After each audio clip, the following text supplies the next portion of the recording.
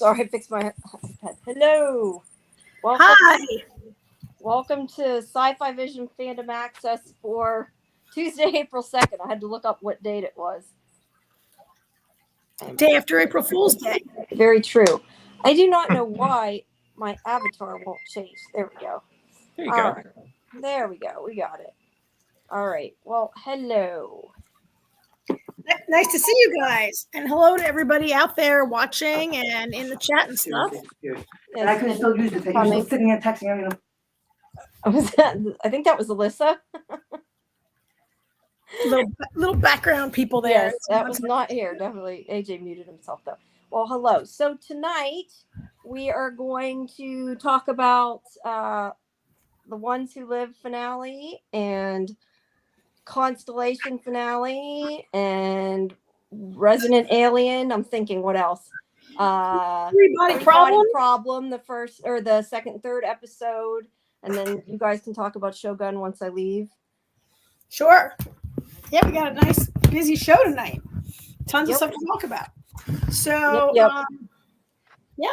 I guess we could jump right in there, right? Whoops. Might as well get to the series finale of The Ones Who Live. Yeah. And if you can't hear me or my sound goes weird, let me know, because like I said, I am on the iPad. My back was hurting, so I had to sit on the couch. So if I sound weird or something, just let me know and I'll try to adjust. Because I know last time all of a sudden you're like, "Oh, you up there are making lots of noise." So there we go. so you know why, and if that happens, let me know. All right. Sure. All right. So The Walking Dead, The Ones Who Live. There was a lot to like about this, but there was a couple of things that kind of irritated me too. But what did you think? I mean, overall, I liked it. I kind of agree with you. There was a lot to like about it. I think for people who were looking for an emotionally satisfying ending when just wanted Rick and the kids and the family to be together, then it delivered. If they had a lot to do in the last, to only give it an hour and 15 minutes to the taking down of the entire CRM.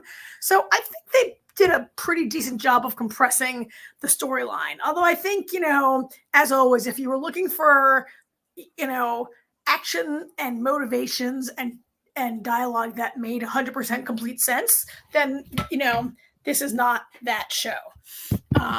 I don't think, I think this was generally well accepted. It's not leading to the kind of controversy of something like the Lost finale, which I found emotionally satisfying and cried a lot, and I love it, but it doesn't really make sense or answer every question. It's not in that league. This episode was, better than that in a sense, right? Yeah, we're not screaming at it, I guess. But you could make it this is a franchise that spent several seasons trying to take down the Whisperers and several seasons trying to take down the what are the Negan's people? The Saviors, right? Yeah. And then the CRM came down in 30 minutes of character time. But they had given themselves a tall order, I think, and it generally delivered, I think, right? What did you think? Yeah, and I see Ark said the same thing, a fast-paced letdown. Yeah, I'm having a hard time concentrating on anything. My light is blinking. It's making me dizzy. Yeah, it's I think that they didn't spend enough time on certain things because of that. But was it satisfying, like you said, emotionally? Yeah. I mean, I was happy with the way they ended it, but I did think it went kind of fast. And there were a couple things that I had problems with that were sort of the kind of things we normally complain about. Like, for one, they put off it's not mustard gas, but I keep wanting to call it mustard gas, whatever it is. Chlorine gas. Okay. We know how deadly it was and how sick it made Michonne in that the first time. Now, I know they said they made a comment about it dissipates fast or something like that. They did say that, which I don't know if that's accurate or not. But all they did was cover their heads with a tarp, and they were fine. For you know what I mean? They stayed under the tarp for 10 seconds and then they ran out into where the gas was and they could breathe just fine. And then also when they set the bomb off, that took out the people there, and it made it look like it was this big explosion, and they were like within a couple feet of the explosion and somehow didn't get knocked out or thrown. Although to be fair, that happens in a lot of shows and a lot of movies. That isn't like a Walking Dead problem. They do that in a lot of action shows. So but I can't completely fault them for that. But from the overhead shot, it looked like a big explosion. It looked like some of those soldiers were sitting like a football field away from the stage, right? Mm-hmm. And like they were all wiped out by like the entire, like literally probably thousands of people, definitely hundreds of people were wiped out by a massive fireball. And Rick is like 3 feet away, and he's protected by like 3 zombies on top of him. Yeah. And the fact that he didn't get bit and all those walkers on top of him also was kind of like, I agree. I didn't think they were going to kill Rick. Also, I didn't think they were going to kill Rick because I accidentally got spoiled because people posted pictures all over the internet of them with their kids before it aired. Now, it had aired on AMC Plus, so I'm not talking spoilers. It was spoilers for me because I didn't think, and I went on social media, so it was partially my fault. But like, I knew they weren't going to kill him because of that. But it was kind of tense when they did it, and I'm not sure how he didn't get bit, but I liked the way they did it. It was exciting. It was tense. The main thing I didn't like a lot, and this was more just kind of my own opinion, I guess, story character wise, is I felt like Thorne was overall, and I know bad things happen in the show. I don't mean it that way, but like overall, she was a good person. She believed in it. She wasn't like Terry O'Quinn's character, who clearly was willing to kill everybody to save a few and had no problem with, and not that sometimes isn't the right decision, not here, but we won't get into that. But I feel like she should not have accepted it like she did and been okay with it. Like, I wish like she had kind of been on Rick's side, I guess, and went with him and tried to stop it maybe. And then the other thing is she fought tooth and this was the same thing that happened with Jadis. They had her fight to the death against them. And then like, as soon as they're winning, she's like, oh yeah, go. like now she wants them to live, now she wants it to be right and decides that she agrees with them. Like the last 2 seconds of her life. They did the same thing with Jadis. And I just don't understand that part of why they did that, because they did it again. Yeah, I mean, overall, across this entire series, there's like 3 things that really bother me a lot. And one of them is the idea of like the echelon briefing that in a single 5-minute explanation, General Beale can convince you that this is the right thing to do, right? Like nobody gets the briefing. Okafor had, like, Thorne was totally in with Okafor's plan and agreeing that the serum's got to go. And then she gets this briefing and she's like instantly converted. And the idea was that Rick would be instantly converted also. And, I guess the threat that like, we've done the math and like all humanity will be wiped out in 14 years is supposed to be like, so I guess.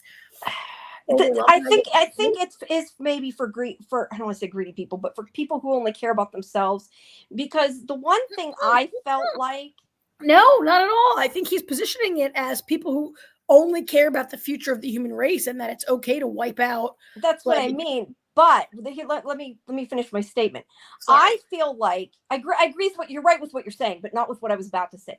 I feel like the way he did it, that his clincher of like his like last boom, you're going to follow me, was to say to Rick, we can go get your family. We can save everybody that you care about, and we will take the risk to save them if you are willing to kill all these people for me. That was how I took it. Like, that was like most people, even if they maybe weren't willing to kill so many people, if he's like, well, I'll help you find your family, then suddenly you're like, oh, okay, then it's worth it.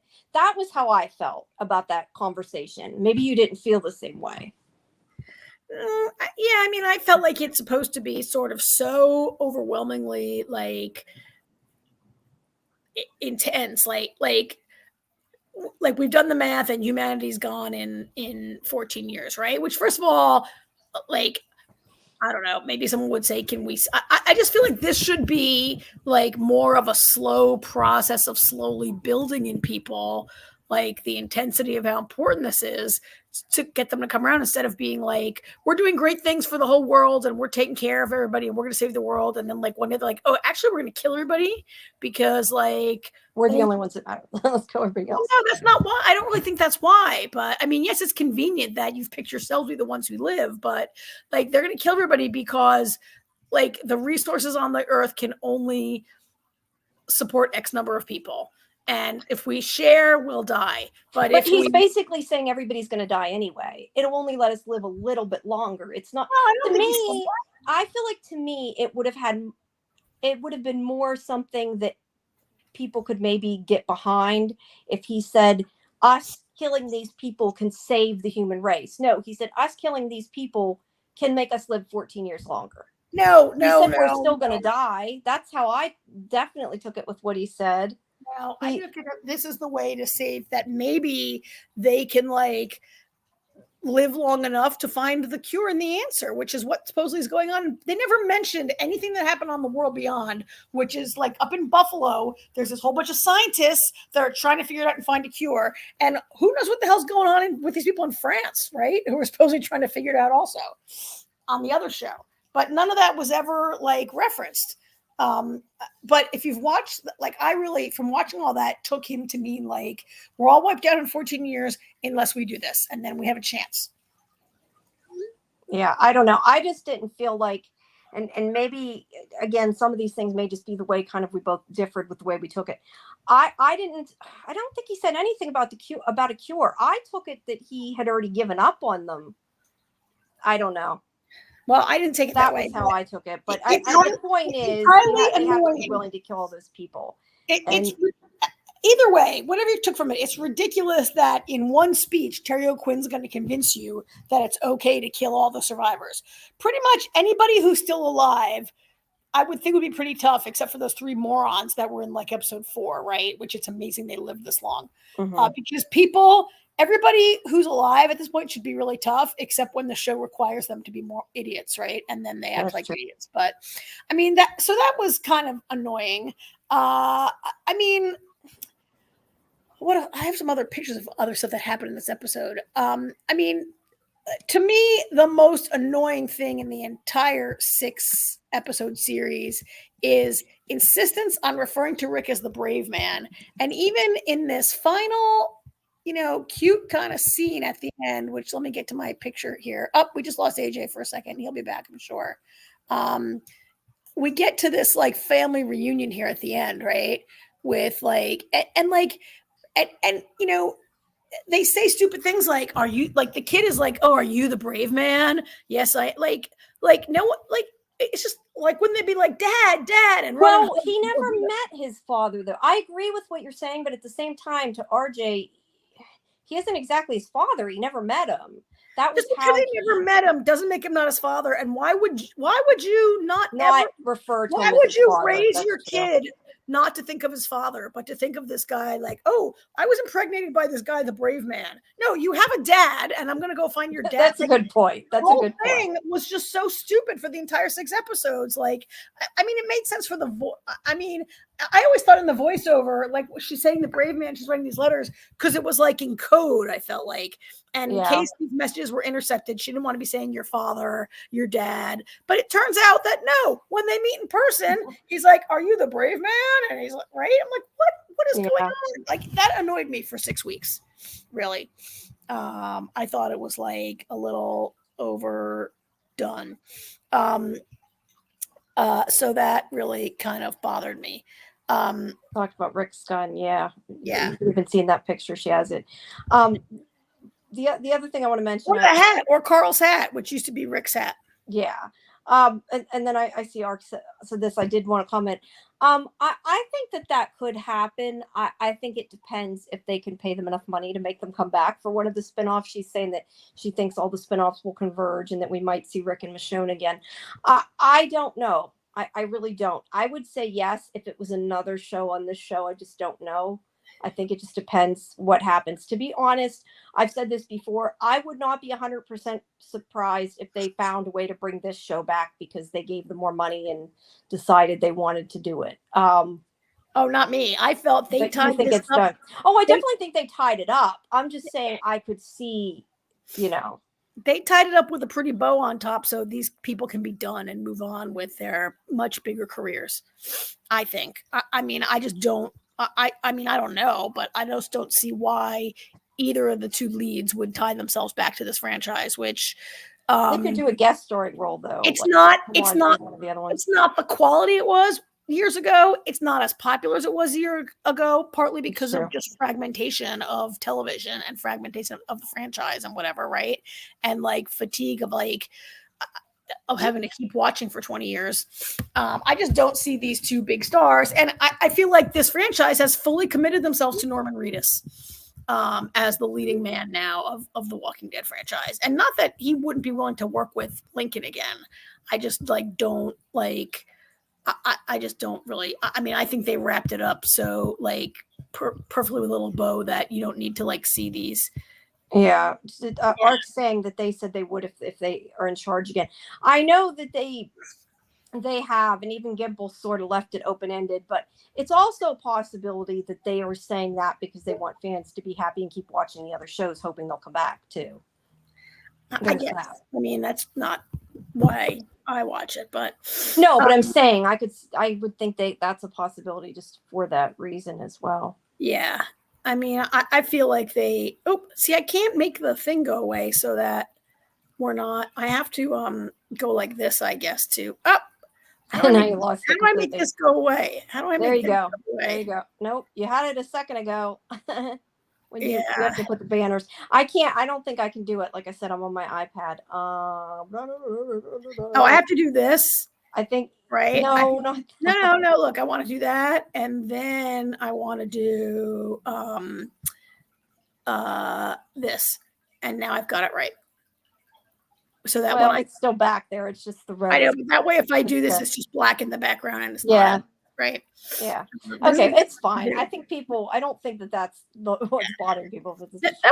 There were some good zombies in this, you know. Yeah. Well, there's always good effects in this. I mean. I do have one comment though, and I don't know if this is just because I know Terry O'Quinn and like Terry O'Quinn, but did you feel like his walker was like, I don't know, laughable? Like I don't know. I just found myself laughing as he's like supposed to be a walker. Like it just seemed like, I don't know.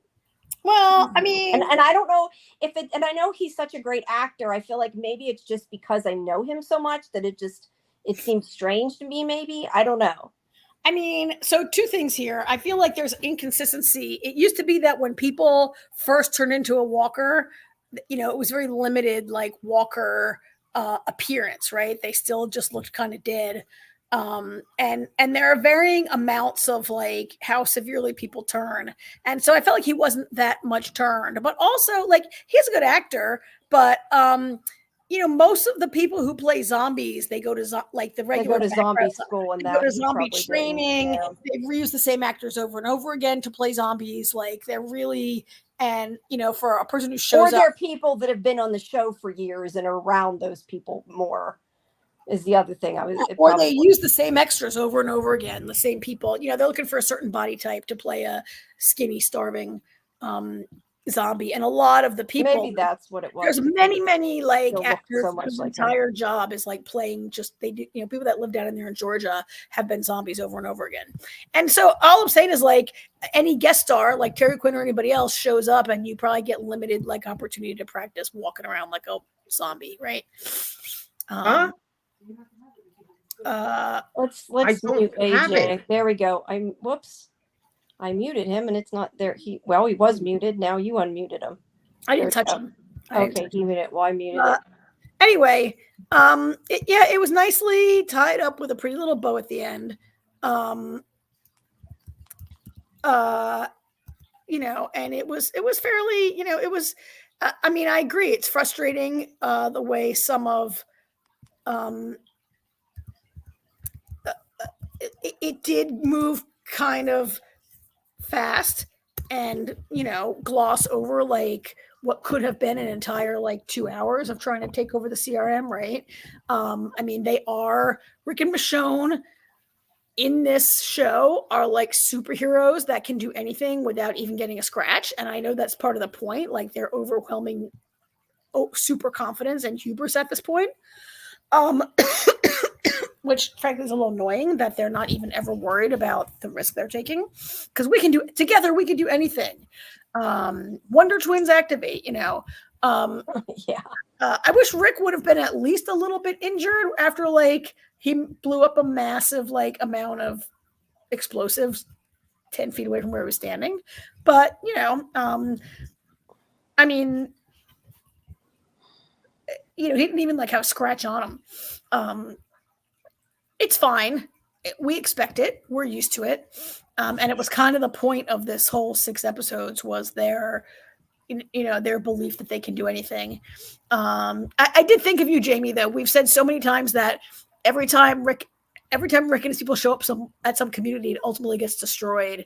And, I mean, not that the CRM didn't need some changing, but I was like, oh, here we go again. They're like ruining a functioning place that they built. This is true. Again, not that the CRM didn't need some changing, but so anyway, yeah, it was fine, right? It's not going to go down as one of my all-time favorite like finales, but it was sad. And like you said, I think it was emotionally satisfying. I was happy with the ending. I was glad they had to meet up with their family. I do feel like it was too quick, though. I mean, that would be my overall comment, because it just seemed like last episode, like, how the hell are they going to wrap this up in one episode? Like, maybe if they had was this a double episode? I don't know if it was or not. No, it was an hour and 15 minutes. Okay, well, maybe if they had at least done 2 hours, maybe it would have been a little bit better. I don't know. And it I mean, I can't say it necessarily needed it. I mean, they wrapped it up, but it just seemed like we had so long build up, and then boom, we're done. Like it was really quick. Yeah, I know, it really fast. And then it all goes down in Oregon, right? And then we just cut to a scene where they're with the kids in a field somewhere. I mean, you could have had another like whole season. I mean, however long it would take them to first of all find those kids who, as we discussed, are not in Alexandria. They were living in the Commonwealth last time we saw them. But, yeah, Rick and Michonne had no way of knowing that, because Michonne had left before that. Mm-hmm. But as I always say, they can walk across the country in a couple days on the show. So there were a lot of people super surprised. There were a lot of people who wanted it to end with them getting to Alexandria and Morgan being there. I am not among those people. I think Lenny James should be left in peace to move on with his career. But a lot of people, I think, there was a lot of speculation on the internet that might be how it went down. I didn't really need to see that, because I think if you went to Alexandria, you'd have to reassemble the whole. You couldn't just have like Morgan or just have whoever, right? Like you'd have to have everybody be there. I mean, then their kids wouldn't be there either. So their kids wouldn't be there anyway, right? Locations, right? Yeah. And then they'd be like, "Where's Daryl?" And then you have all these, Yeah, you're totally right. I mean, they went for the emotion and the emotional ending, and and it got a happy ending, which is good. Walking Dead doesn't always get happy endings. So the other thing I just want to say, because I'm looking at this picture and remembering, I did like the part where they kind of had the flashback where you see Beale saying that like he can tell what Rick's thinking by looking in his eyes, and it's quite clear that he would know that Rick's waiting to kill him. But then you see like that kind of flash of recognition, and he's got like the oh shit look, and then that was pretty good. The way I liked that, and then he threw the knife, and he remember knew it was coming. In like the previous episode, like Beale said, "I can tell by looking in your eyes if you're telling me the truth." Yeah. And so Rick just gives him this big like "F you" look. I'm about to kill you.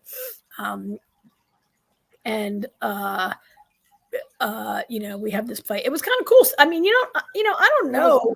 The last time I got to see Hero Quinn do a fight scene either. He plays a lot different kind of roles sometimes. Yeah, it was cool to see that. So that was kind of cool. Yeah.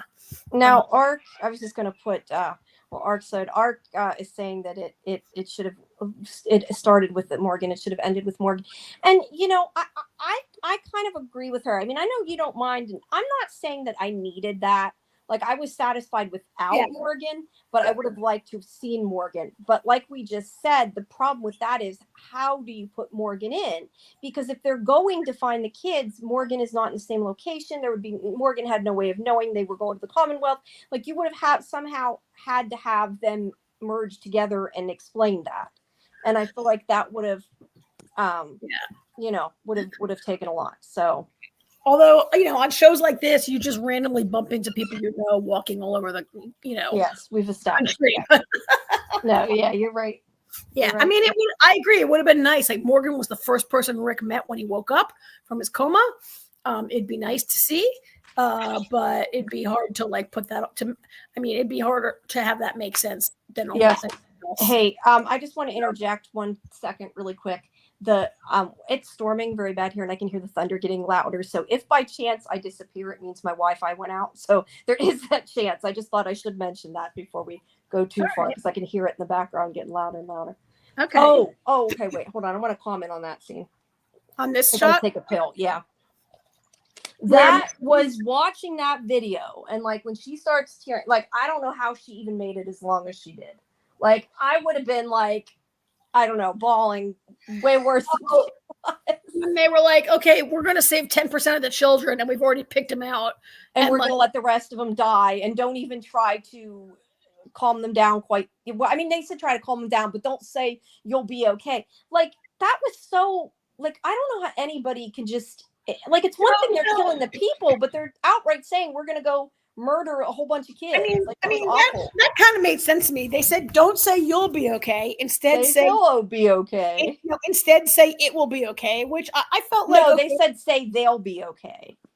Because I thought it was really strange the way they did it. I don't think that's how I heard it. At any rate, what was it? Way dumber was we've got all these stuffed animals, and this is how we're going to comfort. We're going to slaughter their families right in front of them, but give them a stuffed animal to comfort them. Right. And then don't say you'll be okay. Say, it'll be okay or whatever. I mean, or you think you heard them say they'll be okay, which sounds funny to me because they're being gassed. But those kids were going to be, Michonne, being a person that so much of this episode has been about, this season has been about her kids and getting back to her kids. And, I don't understand. And I guess it depends on the person, but I mean, not everybody in the world clearly is heartless. I know a lot of these soldiers are. But I just feel like it's one thing for them to gas a town and fly over it. I just don't see how that many people could walk in and stand there and watch the kids die and be okay with it. I mean, I know that was the point of the scene. It was supposed to be very uncomfortable, clearly. And it was from a show. But that was really, I don't know, stuck with me. The point of the plan is that these people are it's the only choice. We have to do this hard thing to save the. But we're going to stand here and watch the kids die and just say to them, "It'll be okay," or "They'll be okay." I mean, whatever. I think this directly relates to the world beyond, where they were trying to kidnap Iris and Hope also because they were looking for genius kids who can help lead the colony, right? Mm-hmm. And repopulate humanity. I mean, I think that this is a group of people who are fully committed to this cause.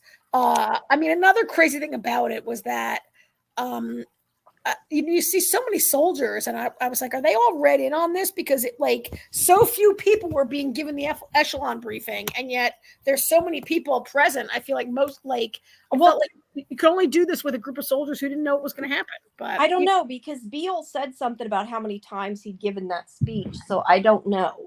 I mean, I assumed if they're telling them what they're going to do, that they had to have been in on it, or at least partially in on it. Yeah. But I don't know. Yeah.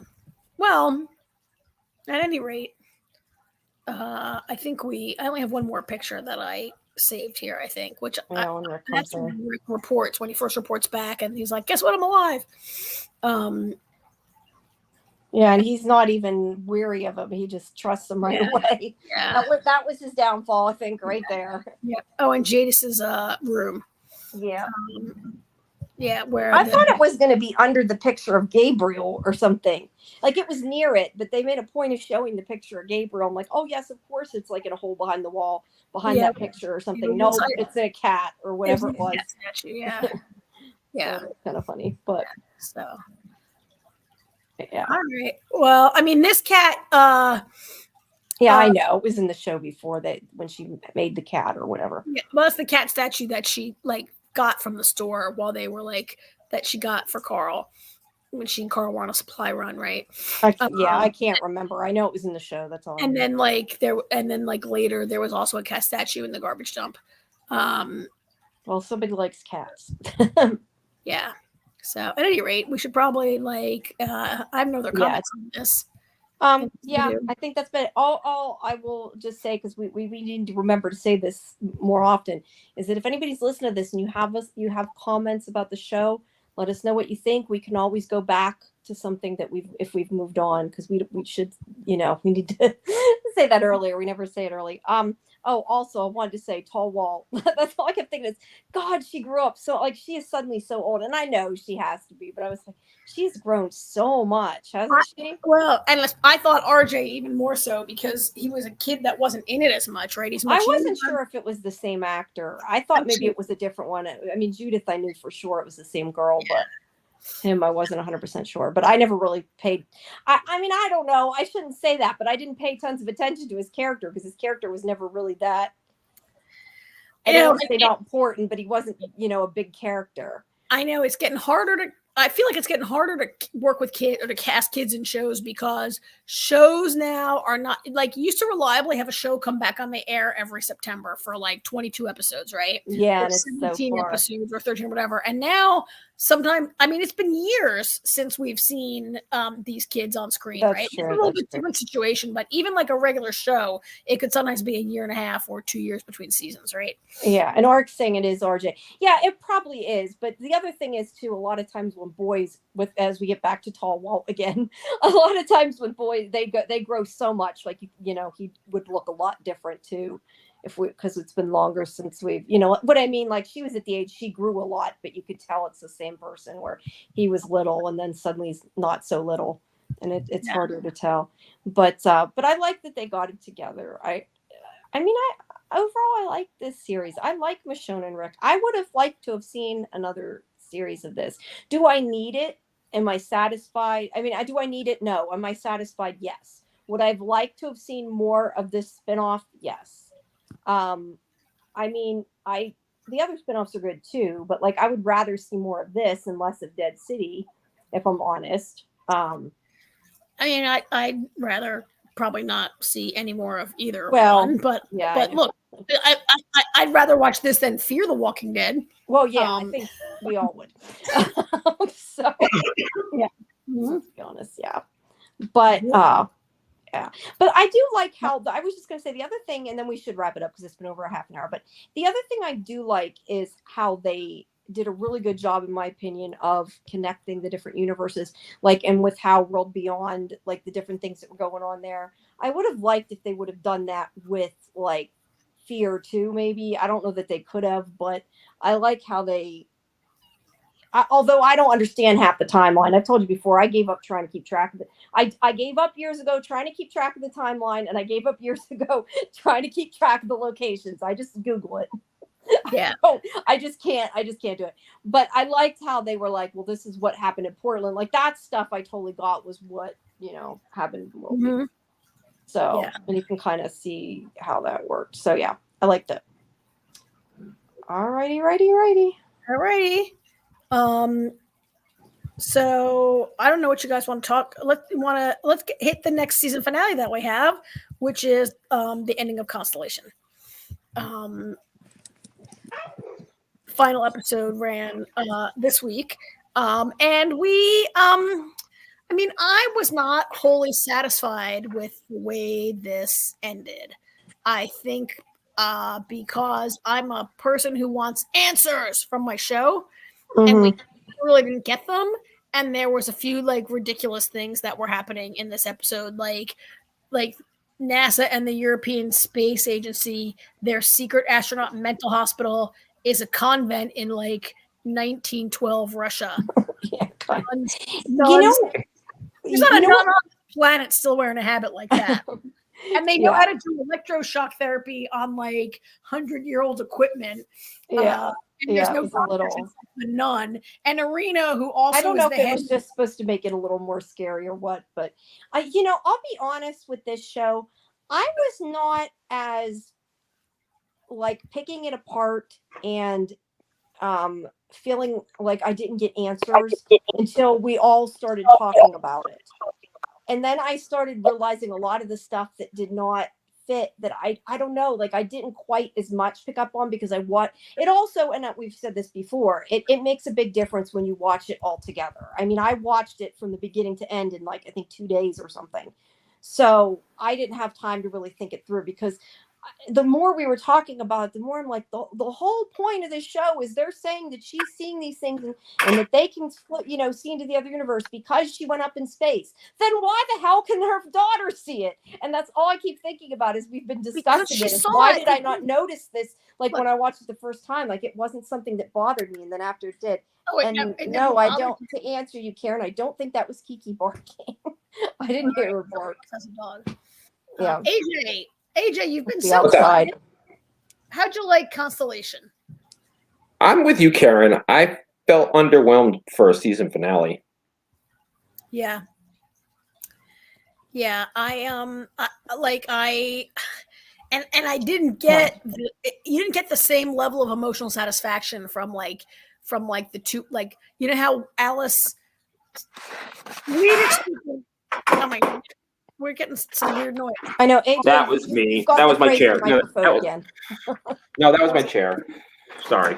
What I thought was really, I guess the thing that to me was not satisfying, a lot of it had to do with Alice, because the one Alice is basically like, well, you got my mother, and I'm just going to be okay with the fact that I lost my mother. That I didn't like, because that to me did not ring true, that she just is like, oh, yeah, I'm okay. Like, it just, I don't know. Maybe it's supposed to be her age. Maybe it's just because she knows the truth. I don't know. But the fact that she's just like, oh, my mother's going to be over there, and it's, at least you get her. I don't know why, but that just kind of irritated me. Actually, it's funny you say that, because I felt like here we are. We have another show where I feel like the kids are the strongest part of the episode. They're the strongest part of the episode. No, she's strong. I'm just saying that I don't know. I get what you're saying. Just accepted it. Yeah, I get what you're saying. It is a weird situation. I don't know. There was a lot of things in the episode. I mean, I feel like there's a lot of things that got dropped and left. Do we know if it's definitely being renewed?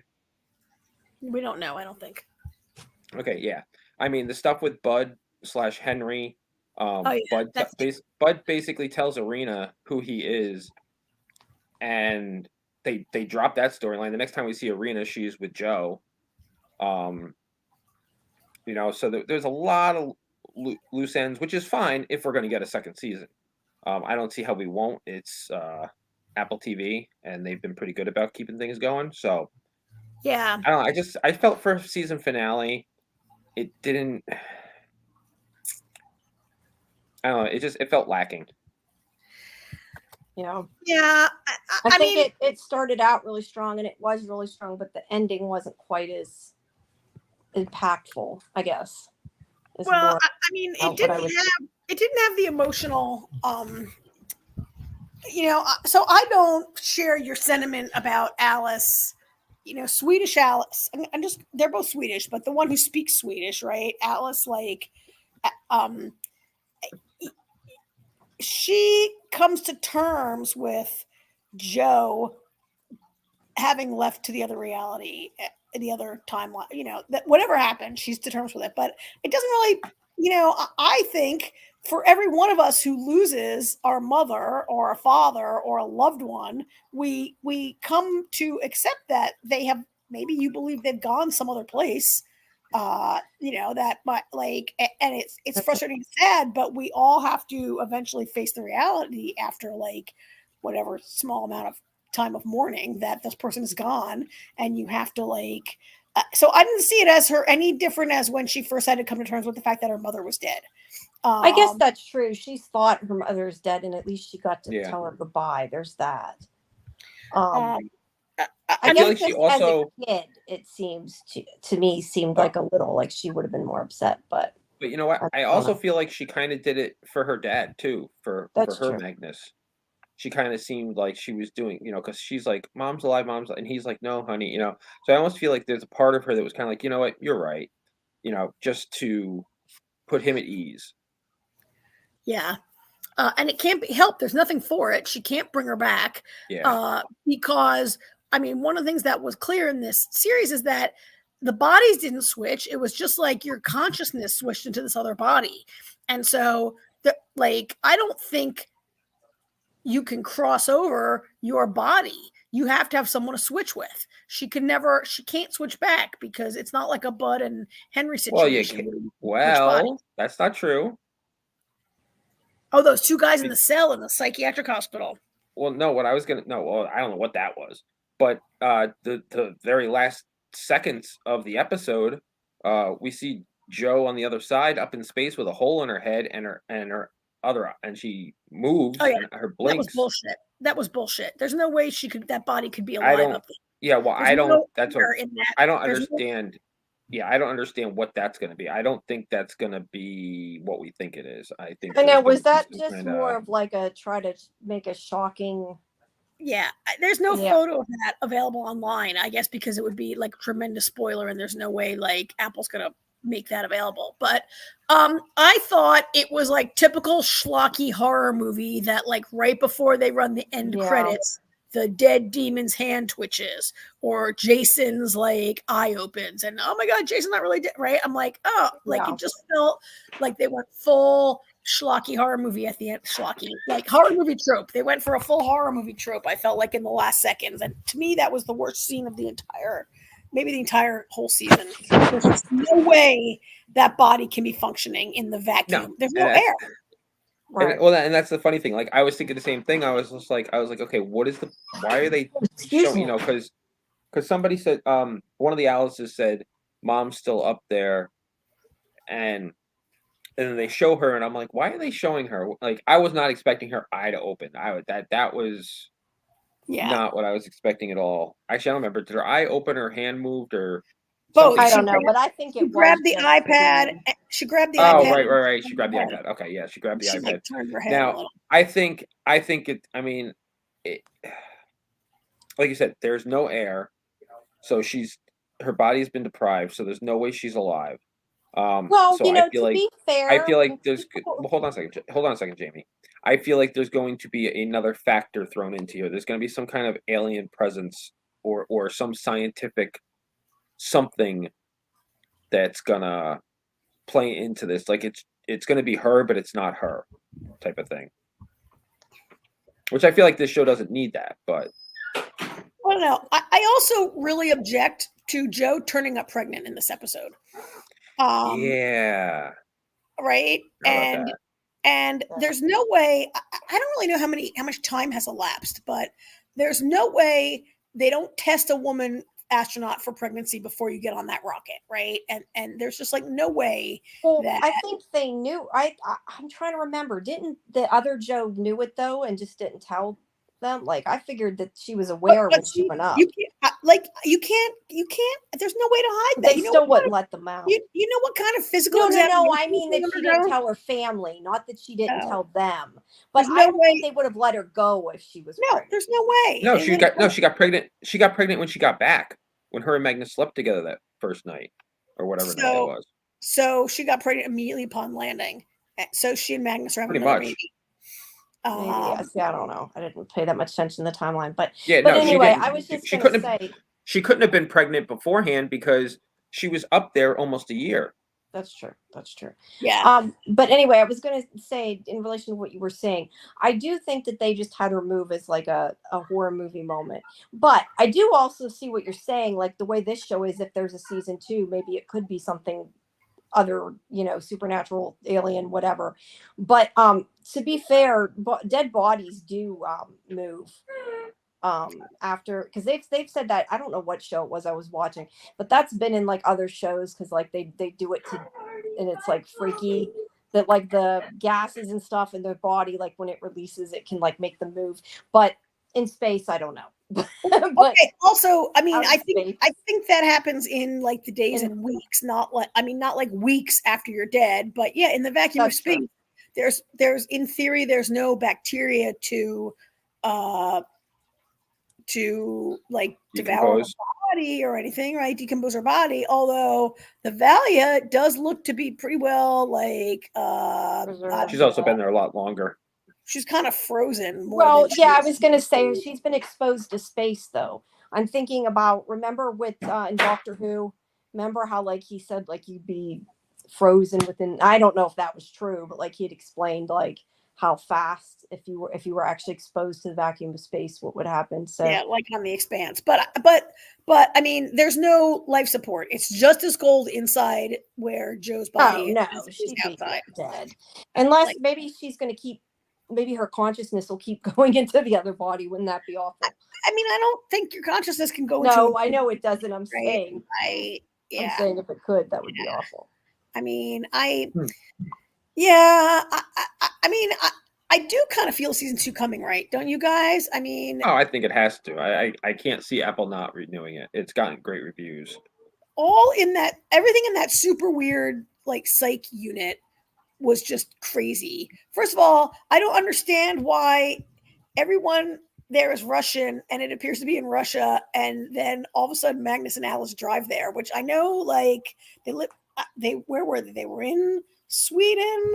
But I mean, the geography of what's like, it just, I don't know. Maybe they had to take a helicopter to go visit her. Also, why did they even let them come to this creepy place where you're keeping like weird space doubles, right? Mm-hmm. I mean, like, why you even let them go there? I don't know. Sweden doesn't even touch Russia. You have to go through Finland to get there, right? And Germany, where they live, is like there's like at least 2 countries in between, right? You got it through Poland. And like, I don't even like, was it not in Russia? Did they just import a bunch of Russian nuns to like work there? Like, what the hell was going on with that? So I feel like there's a whole lot there that needs to be investigated. Plus, her friend comes and he has a set of keys. He gives her a set of keys. Like, what? Where did they get those keys? Like, there better be more to that, because otherwise it's the lamest Deus Ex Machina you've like ever seen, right? Where this guy just randomly has a set of keys that he gives to her. At least he believed her, though. I like that somebody believed her, you know. Yeah, I mean, and to me, the most compelling part of the episode was Bud and Henry, right? And there needs to be a lot more told of that story, I think. Yeah. Yeah, I'd like. You know what the funny thing was? Henry is just like putting it all out there, and I'm thinking they're gonna. I think even if he convinces them, they're gonna think he's nuts. Yeah, there's no way the shit he's talking about. There's no way he can convince them. Right.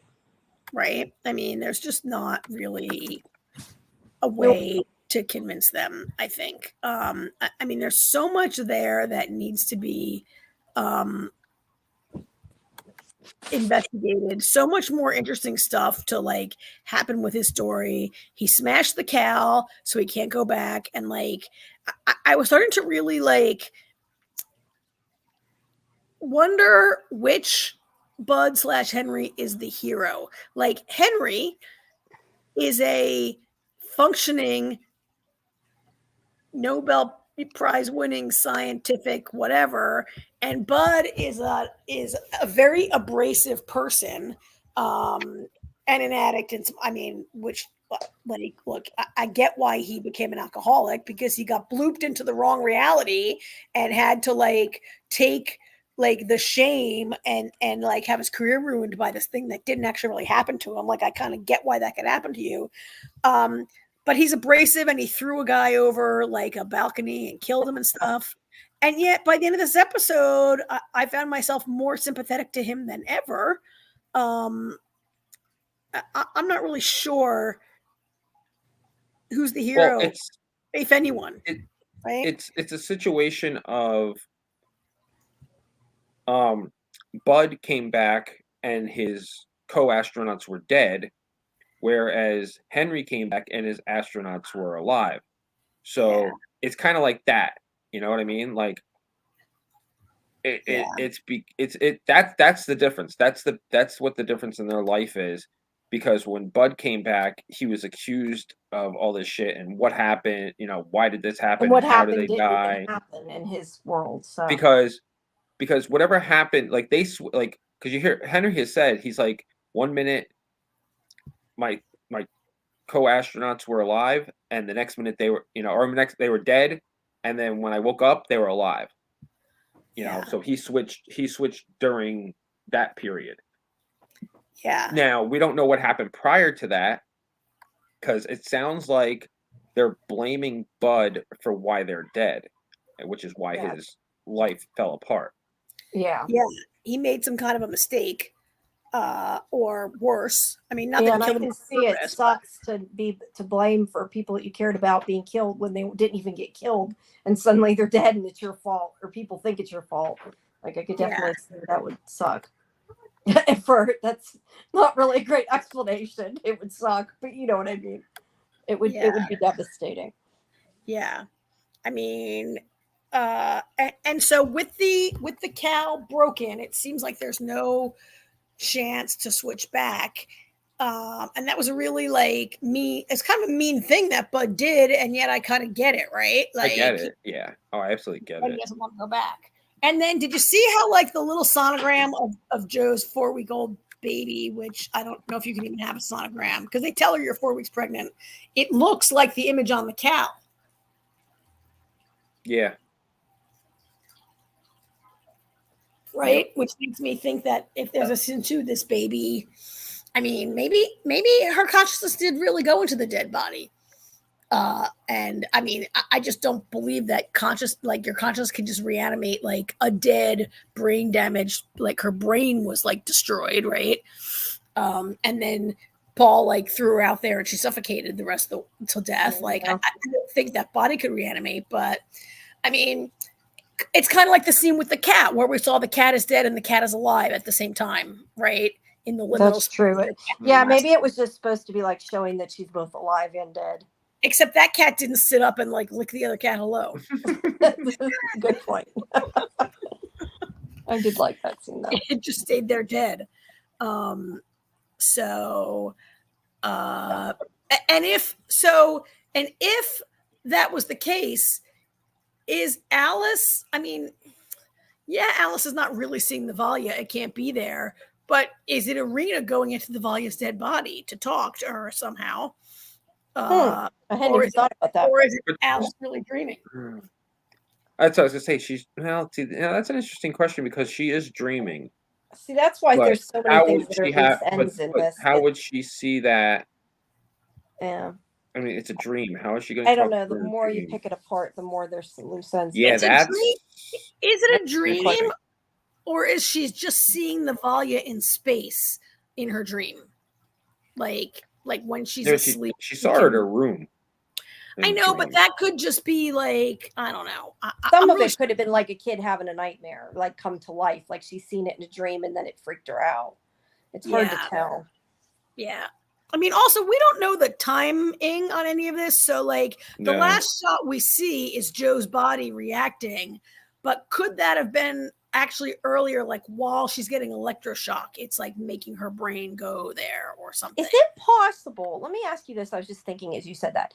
Joe saw Irina, the body, the Valia, whatever you want to say, the body that was floating in space, right? Mm-hmm. Can it be? I don't know. We talk about like kids being attuned and stuff and how Alice can see into the other universe, but it seems like it's, even though it doesn't exactly explain why, and it's not Joe. Is it more that like she's seeing it because Joe saw the body? Like she's seeing what her mother saw almost. Does that make sense? Because like she can see into the universe. Like I know she wasn't there, but maybe that's why she's able to see it because it was something her mother saw. I don't know. I'm just kind of theorizing. Here's the thing that gets me about the whole thing with Irina and Valia. Okay, so the cat, the body hits the station. Okay, Joe and what's his name? Paul. Joe and Paul flip sides. Okay, and then she has to go outside. She goes outside to look at the damage, and that's when she sees Valia. But that's that universe. That's our prime universe. So how are both Valia and Irina in the same universe? Places too at a point. I mean, her consciousness did. But why isn't the dead body in the other universe? Who knows? You know, You I understand what I'm wonder. saying? Do you think there has to be two people?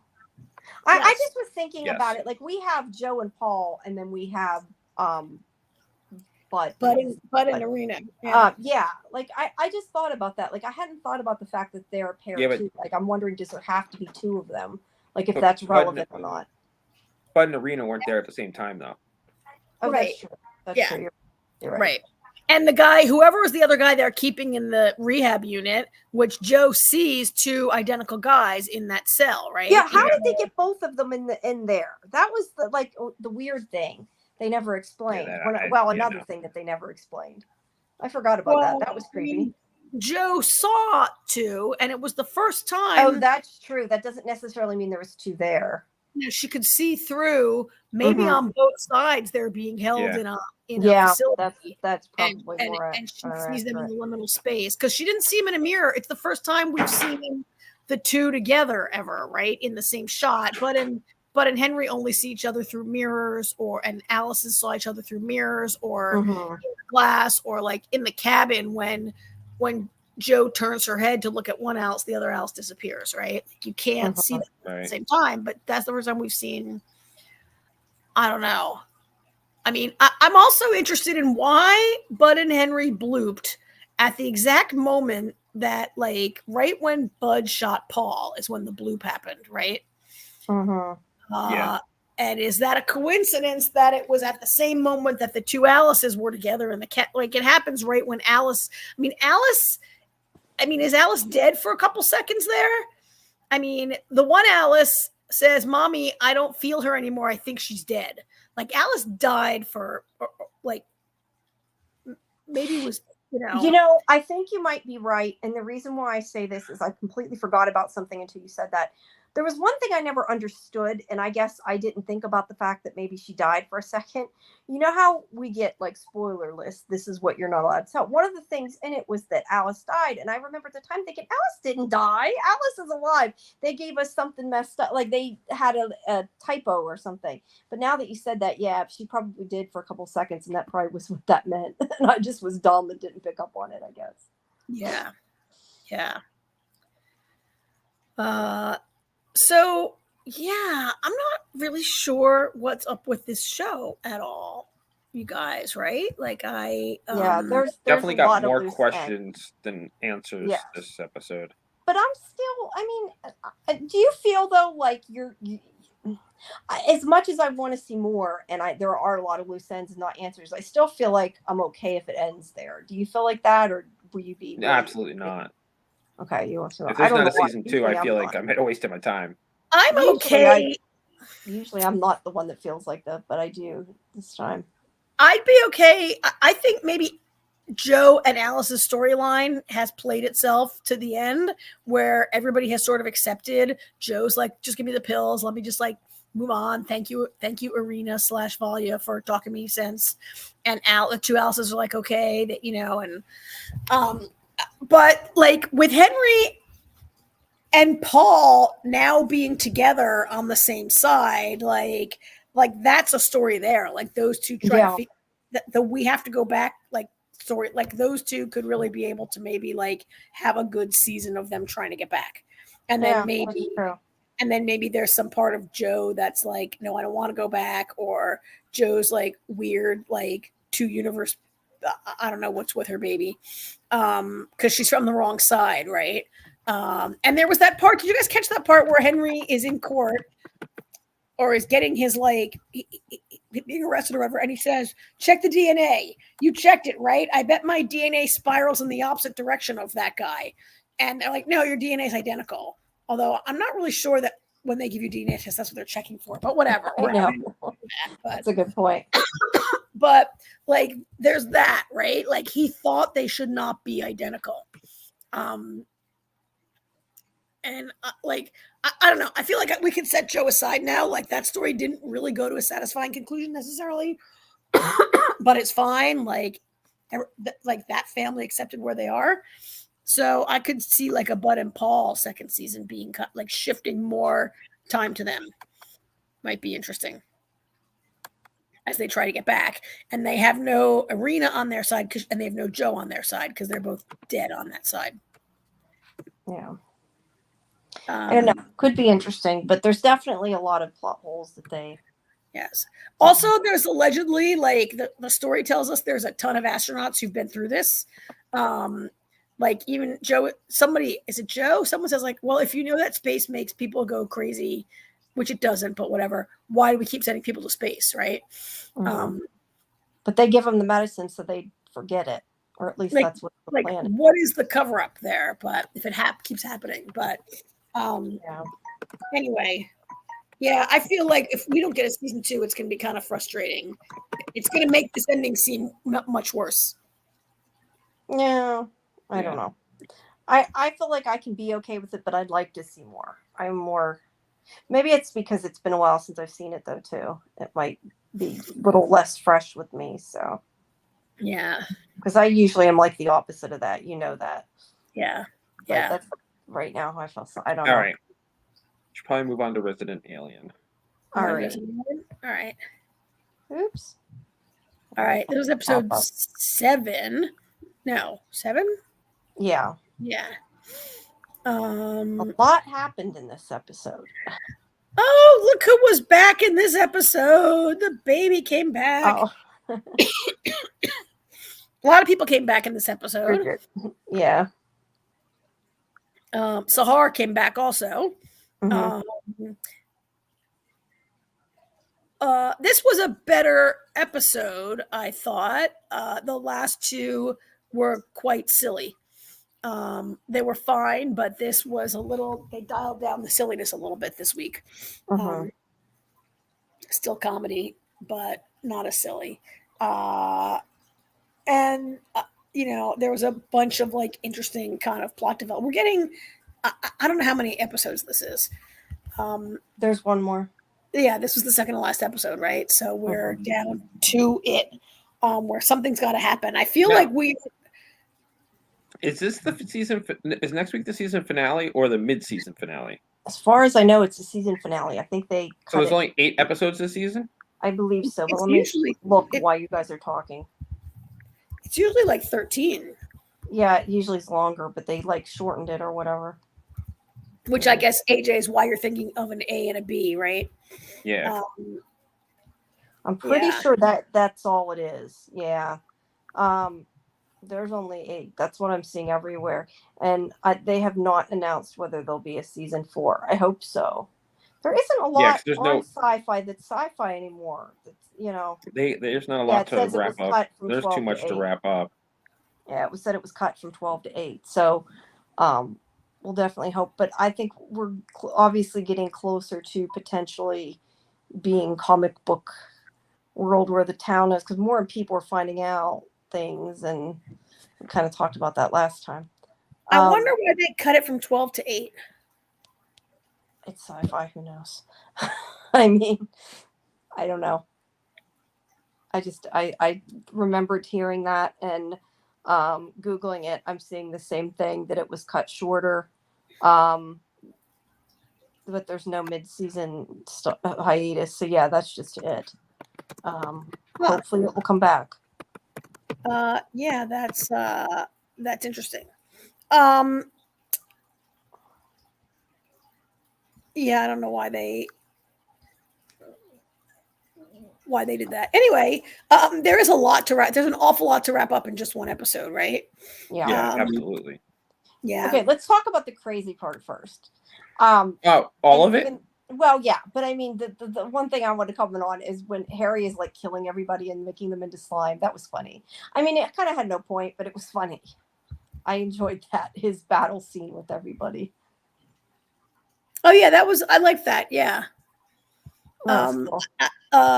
Where like Bridget, his daughter shows up, and then like it turns out that like the baby, any little bit of DNA that's in his house. I did like the part where Sahar goes, do you not ever vacuum? Yeah. I have one question though that I kind of question. The baby can turn into anybody. Why did the baby then have to kill that guy at the beginning of the episode? Really didn't have to. You know? It was like at the very beginning he left a body because that was how he got somebody's body and made it seem like they had to. He has to touch DNA, which is kind of funny because like Yeah, Harry could have doesn't do found that. DNA somewhere. I'm sure if you go into like a truck stop, you can find DNA somewhere. You don't need to kill somebody if that's the case. But Harry can't do that. No, Harry didn't. But I mean, the baby at the very beginning of the episode, there's like a man that he kills at the diner or something. I can't remember, truck stop diner. Yeah, the baby at the truck stop. Yeah, but he gets in the truck and he kills him. Like he didn't have to do that. Yeah. He could have just got DNA from somewhere. Well, maybe he's a baby and he didn't know until it just started happening in Harry's house. Or maybe he's just a vicious killer who likes killing. The baby was a very bad baby. Yeah. Well, no, I just find it interesting because then he starts switching into everybody. Harry was a very bad daddy too, because when Sahar was holding Bridget, she's like, you killed him. I was like seriously, like we all gasped. We were like, oh my god, they killed the baby, and then of course everything happened. Yeah. Prior to that, it was like, are you kidding? Harry still, he didn't know it was going to happen, so Harry still killed the baby, which is totally awful. Yeah, and yes, he had a lot of growth in this episode, but that's kind of like unforgivable. You know, it's not really. I mean, it was meant to be funny, but it was kind of like unforgivable. Like I said. Yeah, I mean, in the sense that Harry has talked a lot about missing the baby and loving the baby, and right. And like he came a long way, and like every week there's all this voiceover about love, and then he kills his baby. Yeah. Listen, every time Harry has progress, baby, something bad has happened. Well, it's usually caused by Harry in the first place. Yeah.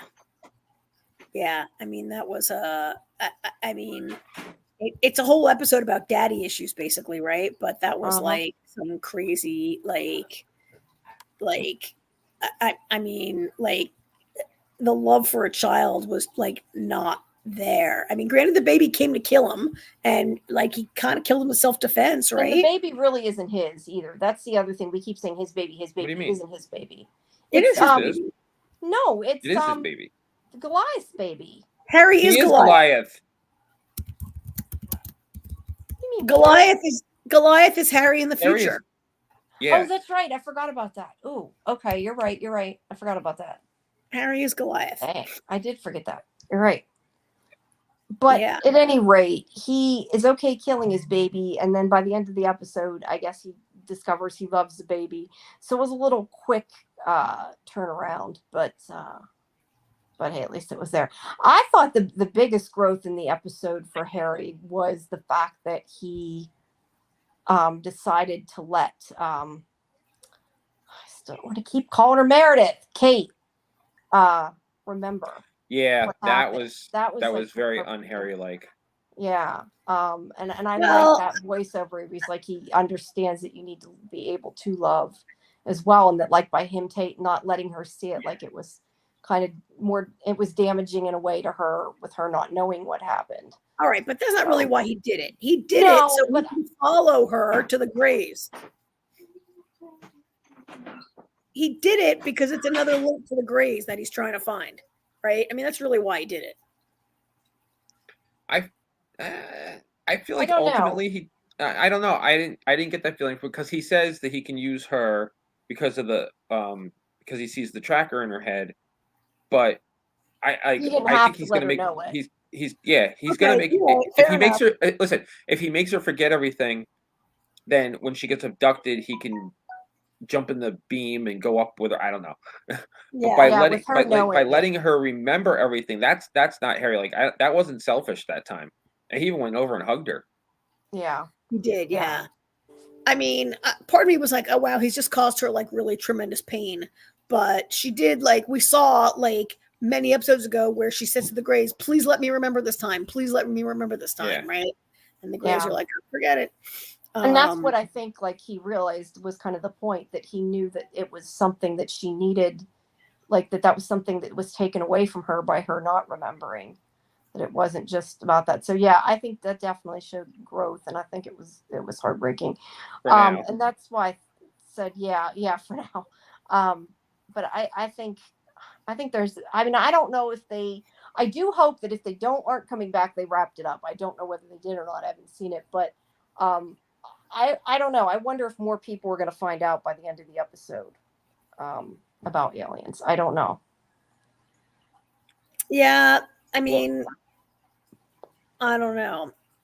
The other side of this episode I thought was kind of interesting was all the shit that Darcy and Asta called each other out about last week played in huge this week. Like they both like tried to get out of that mold of what they do, and like Darcy actually this episode, instead of trying to do shit for herself, she actually, like when she was talking to Kate, she didn't tell Kate, "Oh my God, you've been abducted too." She said things to help her and not for her own benefit, Yeah. And then she steals the bomb to play hero. Well, yeah. She's been moving in that direction for a couple episodes now but I feel like there was a shift. Like, she's been like last week's episode and before, she was like, I want to do this big thing because I'm a screw up and nobody thinks I can do anything and I can do this. And then this week, her father is like, I'm really proud of you. You're so brave. Like, you basically jump off the side of a mountain and ski down a sheet of ice. And, she has this moment where her father finally says this to her. And that galvanizes Darcy even further to do this thing. It changes her reasons a little bit, right? Like, but I thought Darcy's another one, though. As AJ said, every time they give her growth, then like it's a step backwards sometimes for her, right? I mean, she did have this other moment where she goes to Elliot and it's like, I want you to be really, it's like about you and your girlfriend, I want you to be really happy or whatever. But I can't remember her name. I can't either. I can't either. I mean, she doesn't give him a chance to speak, and I was almost wondering if he's going to be like, "Oh, that wasn't my girlfriend, that was my cousin or whatever." No, they said that. No, that was pretty obvious. It's really his girlfriend. I thought he was gonna. I thought it was gonna be one of those moments where like she walks away and he was gonna be like, "We broke up." Yeah, I thought so too, and I think he might have if she didn't walk away, but she let him speak. We don't know. Yeah, she basically doesn't let us speak. She just walks away, and I mean, she's had a great season, I think. There were no good pictures of Asta, and I didn't add any of them here. So I'll just show Linda Hamilton while we talk about Asta. But I mean, you're right, AJ. She had that moment of like she sends Jay. Is this where she sends Jay back home in this episode? Yeah. Mm-hmm. And like everything Darcy said to her, she's like, it's true. She's like trying to keep Asta around because for Asta's trying to keep Jay around for Asta's benefit, not for Jay's benefit, really, right? Like Jay needs to go back and like not be a surly teen and like do her thing or whatever. So yeah, they all grew up a little bit, except for these two. They had their growth moment last week, I guess. These two. I like when Mike says, "How is your aunt, your granny?" And she's like, "I don't know. I haven't gone to see her." Yeah, yeah, that was great. And they actually they pulled the old switcheroo, and like got Joseph. Yeah. They actually had like a well-conceived and executed plan, and they got him. So, but then he turned the tables on them. Yeah. Then Ben ran him over, so that that helped. Oh, that's right, Ben ran him over. Yeah. Yeah, that was awesome.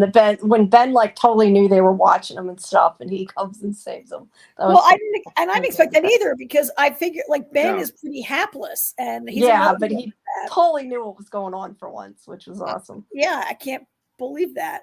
I mean, these two can't believe he ran him over either, though. Yeah, right.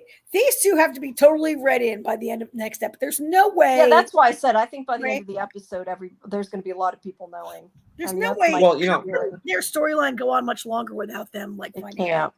Well, I mean, or Liv, at least that's the thing, though. I could see the Liv sheriff knows. not knowing Liv the truth. No, you know what? Or not accepting it anyway. Yeah, and not accepting it. They can tell Mike the whole thing, and he will. Yeah, he'll have do another Mike reason. Thing. He'll do the Mike thing. He'll be like, "Oh no, it's this," and like totally. But yeah, I mean, Liv kind of moved forward a little too because when she was talking to Ben, she was like, "All right, enough." She's like, "This is clearly aliens. You hit him at 50 miles an hour with a car. There's no body. There's no blood trail. There's no footprints. So I guess It's an technically alien. she does know. It just hasn't been confirmed by Harry. Well, Like, yeah, I she mean, she's hasn't- always known, but Yeah. now she's not hiding from it. Now she's flat out saying, "Here's the deal." I mean, I guess I'm I- saying I think by the end of next week, I think people are going to know about Harry. Maybe that is my guess, but I don't know. I'm just that, I don't know so much about Harry. or I mean, at there's least still, that it'll be at least that she'll get more confirmation than that. I feel like something Yeah. else is gonna. I don't know. We'll see. I mean, yeah, we'll see. I mean, Liv is always known in the sense that she's been a believer since she was a Yeah. child. Yeah. I mean, I think that by the end of next episode, certainly she's got to be brought in on Ben and Kate. And that whole group of people has to be like fully believing, and except for maybe Mike. Yeah. Will they know about Harry? I don't know. No, I don't see the Harry thing happening. Maybe not about Harry, but I think she's going to have more confirmation. Like I said, I Oh, think, yeah. I think Yeah, something. definitely. Well, especially since Kate knows now. Kate remembers it. That's true. Yeah. Yeah. So yeah, I'm kind of disappointed that there's only one more, because this is a storyline that I think it needs, as AJ said, as we all three agreed, it needs more than one episode to wrap it up.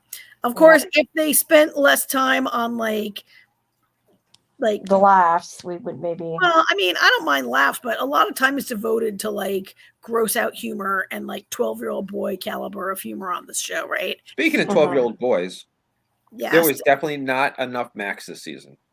No, there's not enough Max. No, there really was not. And Max is still on his like, Harry, you're not my friend. Like, you only come to me when you need something. I mean, it's true. He's not wrong.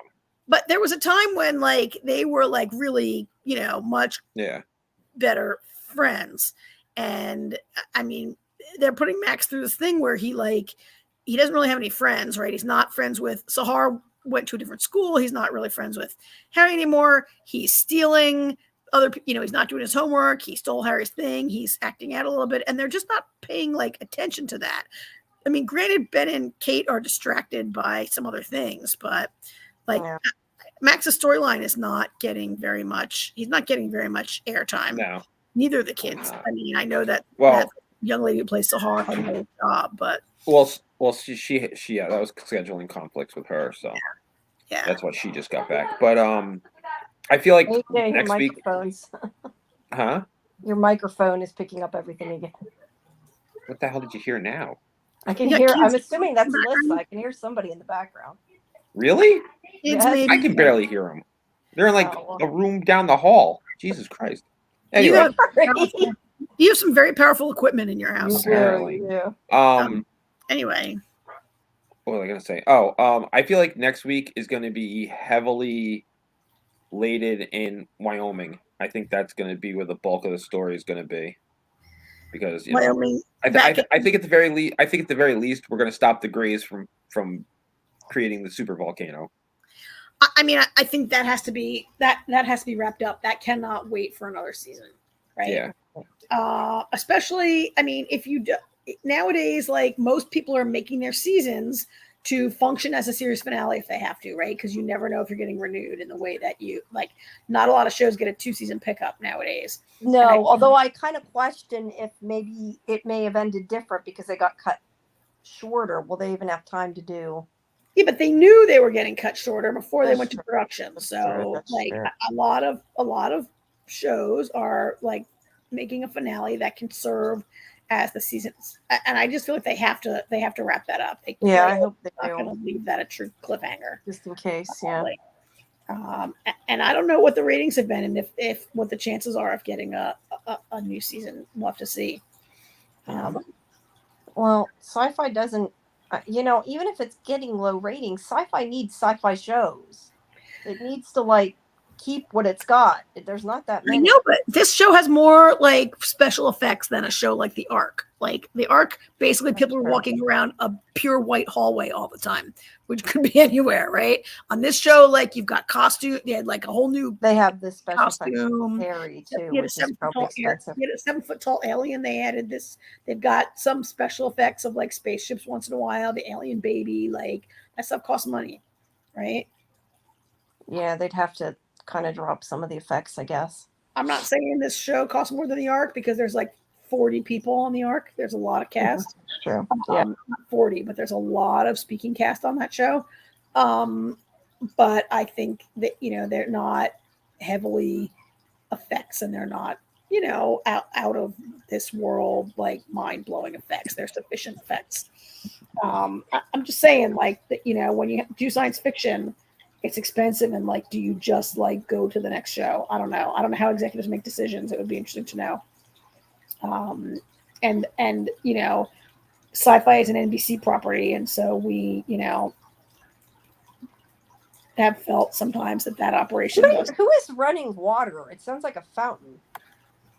You can hear that. That's probably my turtle tank in the background. Yep, I hear it too. And I I knew it wasn't me this time because I muted until I could yell at Damon to shut up. Okay. You guys, I sit in the exact even Art can hear your mic though, AJ.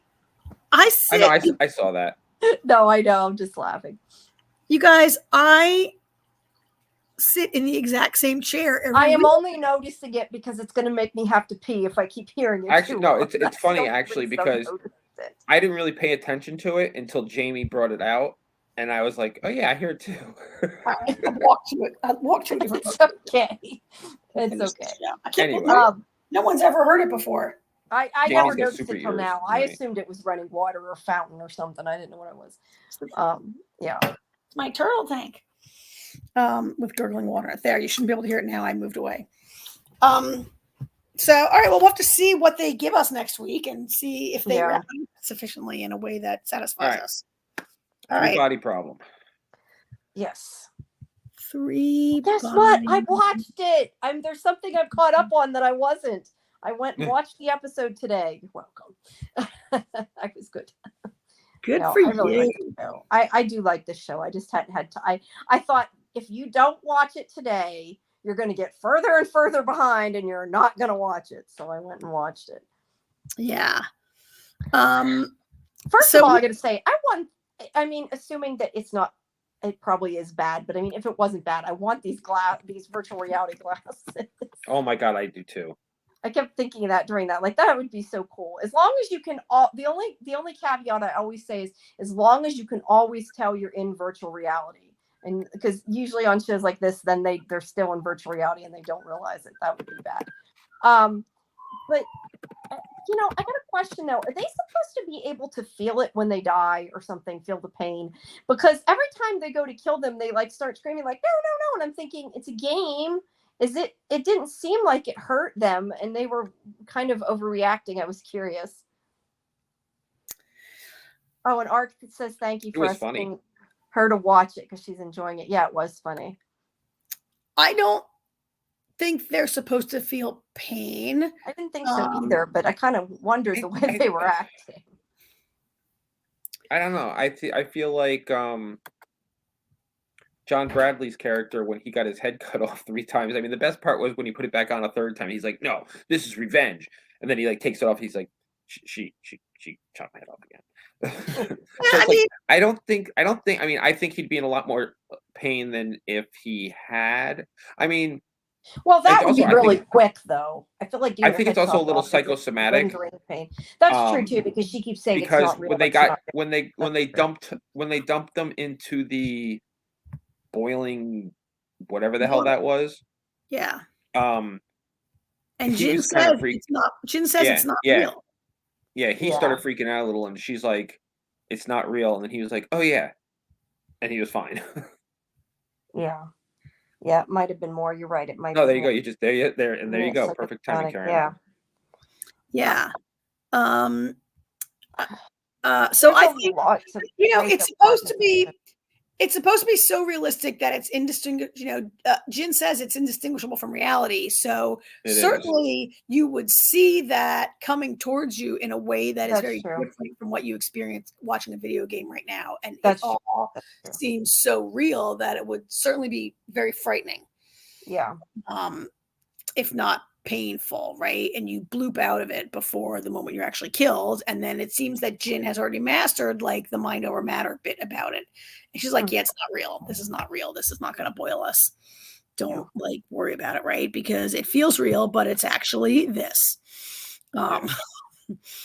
There's such weird like- looking VR glasses. I like every time they came in, they're like, "Hey, we know the answer," and the other people are like, "No, no, no, no, we've already got the answer. We're the players here. This is our game." Oh yeah. Yeah, they're NPCs though, right? I mean, they're not supposed to be other they're players. No, they're players. Are they? Okay, I wasn't sure. I thought they were supposed to be NPCs and that they were supposed No, to they're players because remember, like figure it out before they did. I wasn't sure. No, they're players because other players later. they say that all the time, and like they just came up with they had really great like what was the one that was Freud and Edison or something like that. Copernicus. There's No, she's Copernicus. Newton, Sir Isaac. One of them is Sir Isaac Newton. Okay. Right? Yeah, one was Newton. And the other one is I forget who. Maybe Einstein or Ford. I'm not really sure. Edison. I'm not. I don't know. But yeah, no, they're real players because I think pretty much a lot of the people who were at that conference that Jin goes to, which I don't have a picture of, are players. They're invited. Okay. Yeah, I know they're talking about other players. I just didn't know those specifically were supposed to be players or not. I guess is what I'm saying. I love though.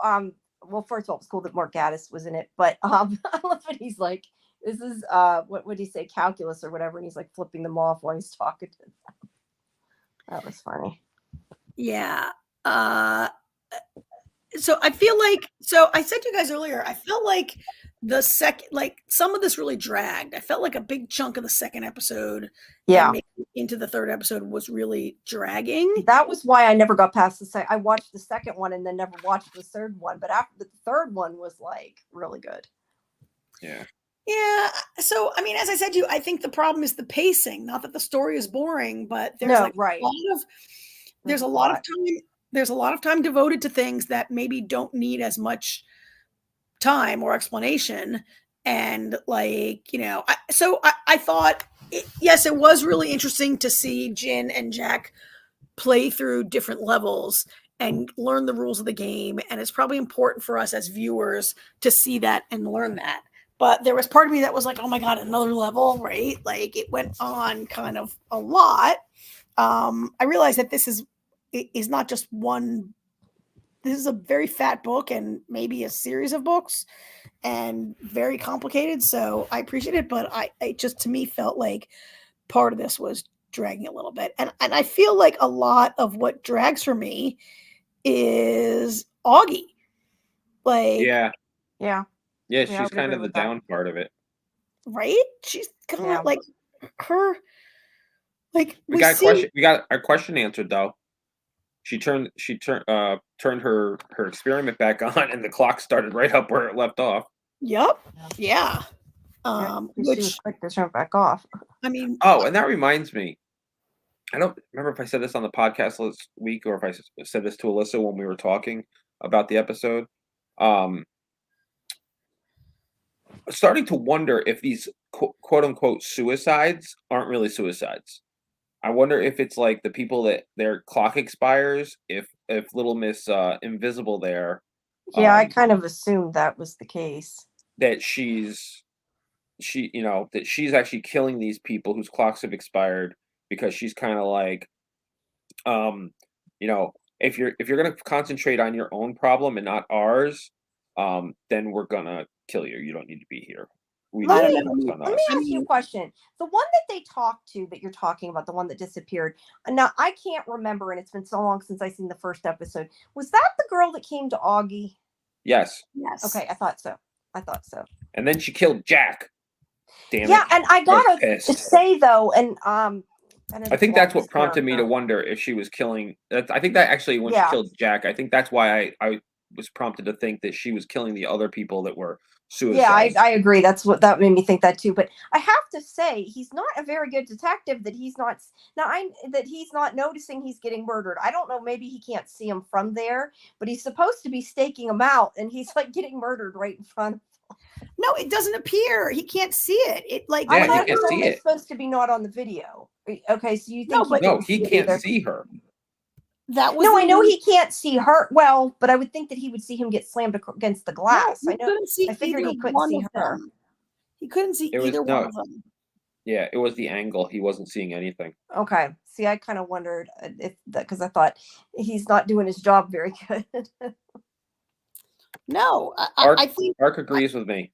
She thought the same thing about her killing the people, the suicides. Yeah, I think that was the or it's definitely an implication. But now this is my one question. If you guys thought the one thing I kept thinking when they're talking to that woman, and Jin's like going along with it and everything. The one thing I kept thinking that Jin needs to say is, to me, the biggest question is, it's fine to say they want to live and we're going to help them live, but are they going to let us live too? Like, my question would have been, are they willing to cohabitate, or are they expecting to take our planet? Like, and she never questions that. I wanted to yell at her. That they're taking the planet. She seems too calm, so I wasn't sure if maybe she thought that they wasn't sure. Like, I don't know. It's not really, to me, it's like, I think we know that as viewers, but I don't think Jin necessarily thought that. I think that Jin is like, we can help save these people, and isn't quite, like, she's not quite there yet. Like, she hasn't connected two and two together to make four yet. I mean, that's the thing. I mean, it was never about predicting the three-body problem. No, actually, I don't even know what the point. Actually, I don't even know what the point of the game was, because she's like, congratulations, you won. Now I'll tell you that we're coming to take over your planet. Like, okay. Well, that's why I'm saying I think that woman was trying to more say that we were going to save them, and like that they could help save them. And that's my other question. I feel like there's two different factions that we're seeing. I think that there's the people that are running this experiment, and then there is whoever that guy's talking to, calling my lord or whatever he says. That's the aliens. I think it's the same faction. You do? They're watching it. He's watching. See, I don't know, and I don't know because I haven't seen further. But I almost kind of wondered if, and maybe I'm wrong, I could be completely wrong, but I kind of wondered if, like, the people, the humans, right, are looking for people that can solve the game, that are smart enough to actually maybe help stop the aliens, and they're kind of like lying to the aliens about what they're doing. No. And that's why he like says different things to that woman that he's talking to. That's kind of what I wondered. So, I mean, I don't know. Or maybe this woman is nothing to do with that. I don't know. It could also either alien or has alien tech. It could also be that they're looking for humans worth keeping. Yeah, maybe. I really have no idea what you're talking about when you guys just say this woman. Do you mean the lady with the sword who's in the video game? No, I mean the woman. Okay, the guy that was the older guy, that he was with the younger guy that was watching the video, the people on video inside the game. He's after reading a story to who I assume is the aliens, and I don't know it is for sure, but I'm assuming. Oh, Evans. You mean Evans? Yes, Evans. I don't know who he was, the older man. Well, I don't know. I just, for whatever reason, got the feeling that he was kind of like, that it's possible maybe he was lying to her, that like that's not really, like they're trying to do two different things, and or maybe the aliens are forcing them to do this, but they have some kind of plan to do it. I don't know. I'm trying to work through it. No, my understanding is that Yay, I can't really pronounce Chinese, right? But yeah. She definitely knew they were going to take over the planet. Vera's mother invited them and said, "I will help you take over the planet," because typical, we humans are destroying the planet. I need, right? The only way to save this planet. I just don't think that that's what the girl that disappeared. I don't know that she's telling Jin that. I think she's trying to make Jin think that Jin's going to help save this 1,000 people or whatever. These that look like people. They're making her see them like people, but that she can help save this race. I don't think that she's saying to her, "I'm going to kill you in the process." No, but I think it's more Jin hasn't processed it. I don't think Jin believes that in the game she's saving real civilizations of people. No, she doesn't there. I'm talking about when they have the conversation. Whenever Max, is his name Max? What's his name? Not Max, Jack. When Jack leaves. Like, I think that she thinks what that woman's saying is that she can help save these real aliens. But I don't think that woman is saying to her, you saving these aliens means they're going to kill everybody on the planet. Like, I think that she wants these people that are playing the game to think that they can help them. Obviously they're going to kill us, but I don't know. That's what I think. I don't follow. Does what I'm saying make sense to you at all, AJ? No, not to me. I'm No. saying that they're putting out this video game, or if they're the ones that are doing it, if it's the aliens that are putting out this video game, that they were getting humans who are willing to help them, not knowing that they're going to kill them. Because why would they continue the game and help them if we thought they were going to kill us? Because her name is it's because they've been raising they've been raising a whole generation of people to help. Like Vera didn't know it, but her mother obviously steered her to a career in physics, and she became part of the they all they're talking about 400 years of this taking before the aliens can get here, and they're creating a generational cult that raises their Tatiana has been one of them forever, right? She's you call her the girl who disappears. Her name is Tatiana. She's totally on the inside. She's she's an alien. We don't know yet. Well, she's well, I think she's on the inside of Evan's organization. Evans and Yi have been working together since the 70s in China, right? Or since she came to meet him later, whenever they've been together, and they're in on it. And they call the aliens my lord because I don't know, but I feel from their perspective, the alien is basically like a god, right? Well, I think you gotta go a little further than that, because I think they're calling the aliens my lord because they're working for the aliens. You know what I mean? I think that's what it is.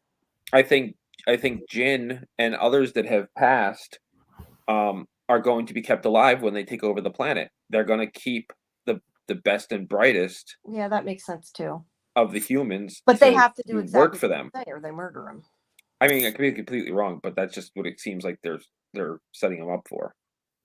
Yeah, did this episode include? I just think Jin's very naive. Is my point of all of this. I mean, but I don't really think you can call a person naive who's being asked to accept the existence of aliens and a global multi-generational conspiracy and other kind. I don't think it's naive to not. I think it's naive to think that they want her to help save them and they don't intend to kill everybody. Is what I'm saying is naive. I don't believe Jin is thinking that yet. And I don't know, but that's how I think that she really thinks that she's going along with the game and is going to continue to go along with the game, not because she fears them, but because she thinks she can help them. That's the part I think is naive. But that may not be what happens. I could be completely wrong, and that's not what she does. It's definitely naive to trust a reclusive oil billionaire, or anybody associated with him is naive. I mean, I think that did this episode include the part where Evans is reading reading the book, reading Little Red Riding Hood? So Hansel and Gretel, but yeah.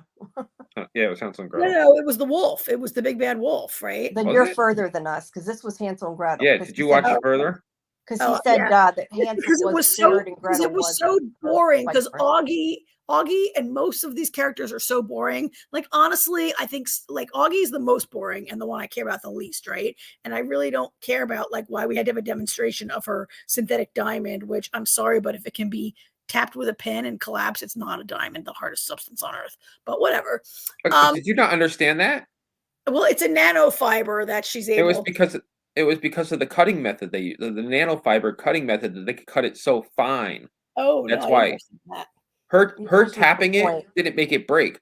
She tapped it after it was already cut. Yeah, they cut it into a whole bunch of little pieces, real fine. All right. That was all right. You should pay more attention, Karen.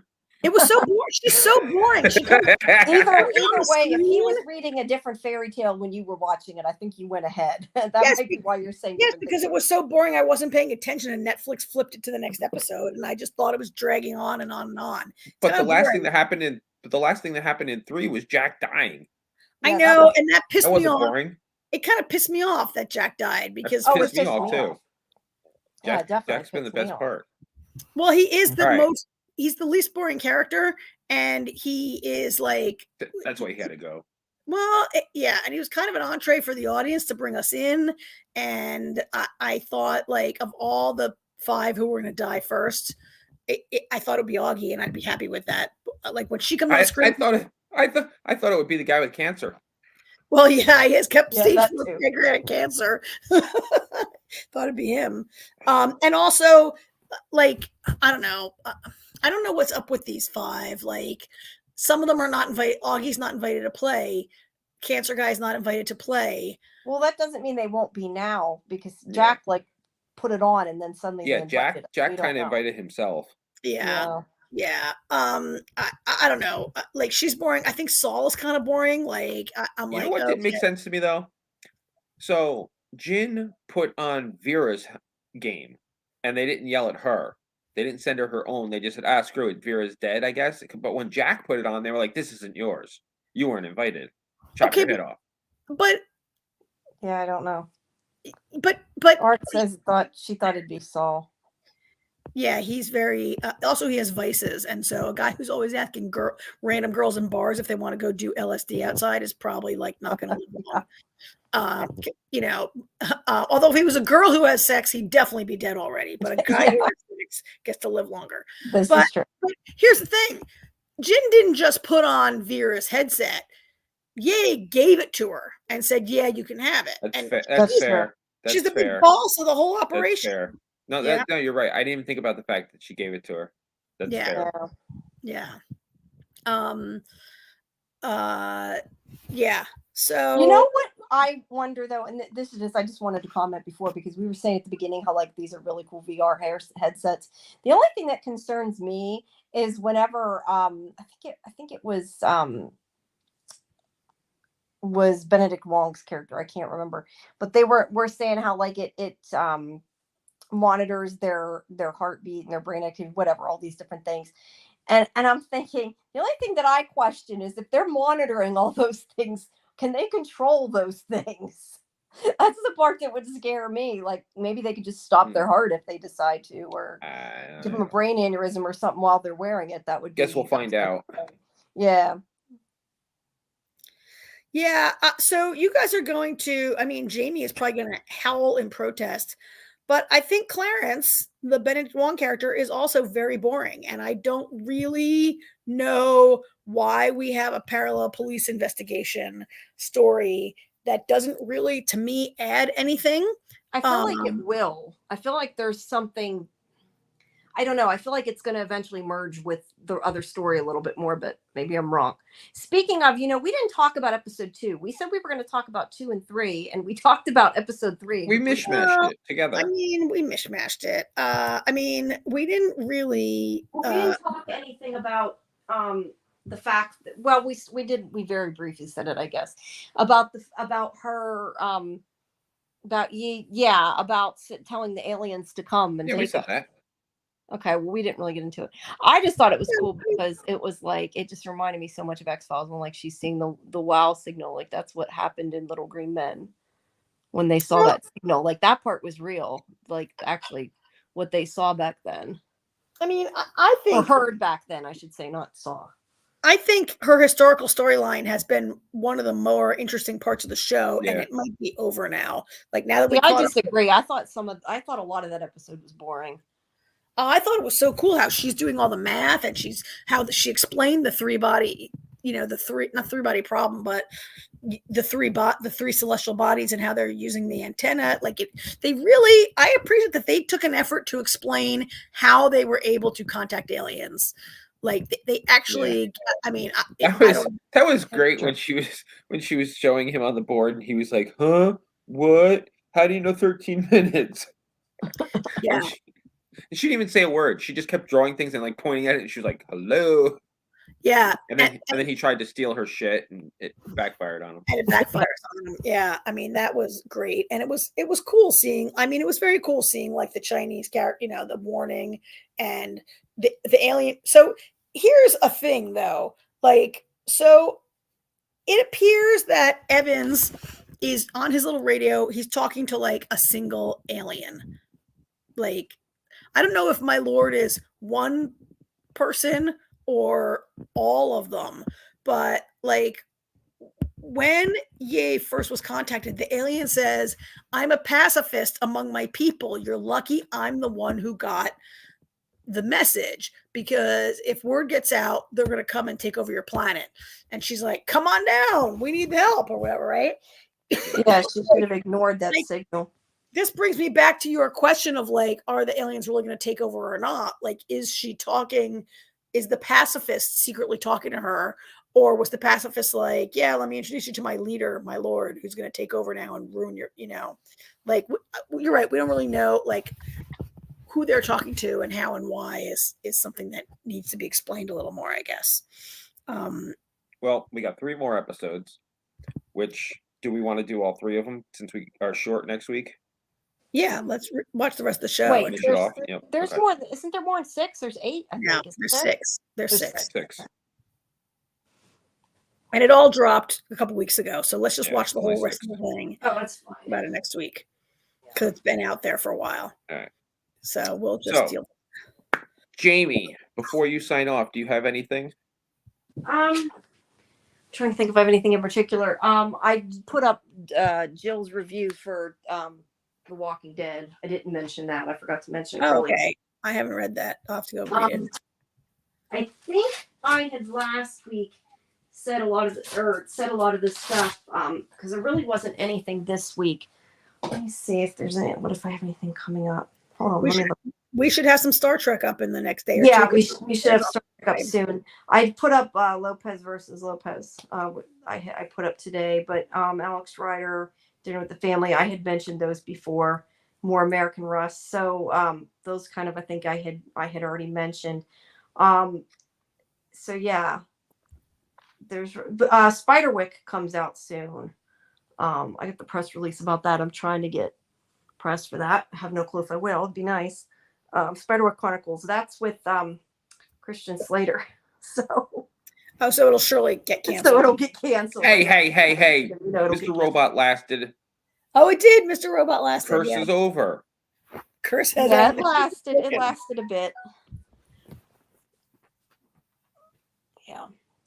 I am going to try to move. Oh, this is such a pain that I can't just get up and walk across the room. It's a pain in the butt. Are you still on one leg, Jamie? Yes, I'm still on one leg. I'm trying to get on my scooter and not stand up. All right. I'm not very good at it. So, because I'm going to check a couple things on the podcast once I get it on the computer before I go off. But I'm in a couple minutes disconnect. Once I get over there, I got to get over there. So before Jamie leaves us, I have a little tease for our listeners and my co-hosts. Next week, because we only have 3 shows, okay, I have a conversation about a TV show that will fill up some of our time. And that's all I'm going to say about it. You have a surprise on the agenda next week? Yes. We'll call it a surprise. A surprise of a show that I have watched. And it'll fill up our show a little bit next week since we only have 3. It's like a surprise review next week. So everybody, yes, there you go. Surprise review. So all our 21 listeners, you have to come back now to find out what I'm talking about. Tell your friends. Okay. Surprise from my co-host also. We have. It will be. All right. Trust me, it's going to create quite the conversation. Ooh, okay. Cool. And we do usually, get more than that when we're not live. That's just right now. We have live. You're saying that people are going to be like, only 21 people listen to this. No, that's who's live right now. I'm just saying the 21 people that are currently actually looking at us. Yes, at our live feed. Well, looking at our avatars. It kind of goes up and down. What was I going to say? Fallout's coming soon too. That's on Amazon. That'll be probably a big one. Because that's based on the video game. Yeah, I'm not planning to watch that. I watched Halo, and I'm done watching video game shows. After that, that's not true. Last of Us, you liked. Oh, I like the Yeah, last. they're of not Us. all bad. I I like wish The they'd. Last of Us. I just got to say, I wish they'd, and they, I guess, have talked about it. I wish they'd make a show for Alan Wake. That's what they need to make a series for. I'm just gonna say that. Yeah, I've never even heard of that. I don't even know what you're talking about. Yeah. Yeah. All right. Well, we got one more show on the agenda tonight. Okay, Sure. well, I will come on. I want to check and check some of the stats when I get on the computer, but I'm going to mute myself and go off. So have a good night, guys, and right. I'll see you next week. All right. All Bye, right. Jamie. Good night. Bye. Okay, so I was going to say most latest episode, like I can't even speak properly. This most recent episode, was it called The House of Willow? It was called The House of the. Oh Jesus! They go to the House of Willows. It's called. Hang on, I got it. Ladies of the Willow World. Because a big chunk of it takes place in the Willow World, which is the brothel in town, right? Yes. And so we had a really partly because of that, we had a pretty female heavy. I mean, this was all about the girls because we got Mariko's backstory and her frenemy or ex-BFF, Lady Ochiba. So it was like the girls episode. I thought it was pretty good. There hasn't been a bad episode. No, you're right. There hasn't been a bad episode. And there's only 8 episodes, right? And this was episode 6. So we're drawing near to the conclusion. 2 more? Yeah. So we're getting near the climax of this show here, I guess. I mean, there's all this separate goings on about how there's going to be a war. I can't tell you one thing that's missing for me in the show, though, is I just do not see the attraction happening between Blackthorn and Mariko. And I feel like... Really? I feel it. I feel like it's very unrequited at the moment. That he's hot for her and she's not? No, I think she's hot for him too, but because of everything she's playing it very close to the vest. Yeah. I think that was part of the point. I think that was something that the Madam and Kiko was trying to do, because I think they kind of see it. I think, it was heavily implied by her that she kept basically saying that, Mariko, you can join us too. You're going to be in the room with us too, right? You're going to be there, right? And she's like, no, this is, and she goes outside because Mariko's not stupid. Yeah. Because she knows, this is the most, kept talking about how this is so private and nobody knows anything that goes on here, which is a load of shit because everyone on the inside knows everything that goes on there. Well, I mean, not only that, they're the, I mean, that tea house, I guarantee you, is the best spy organization in Japan. Oh yeah, yeah, for sure, right? I mean, Kiku,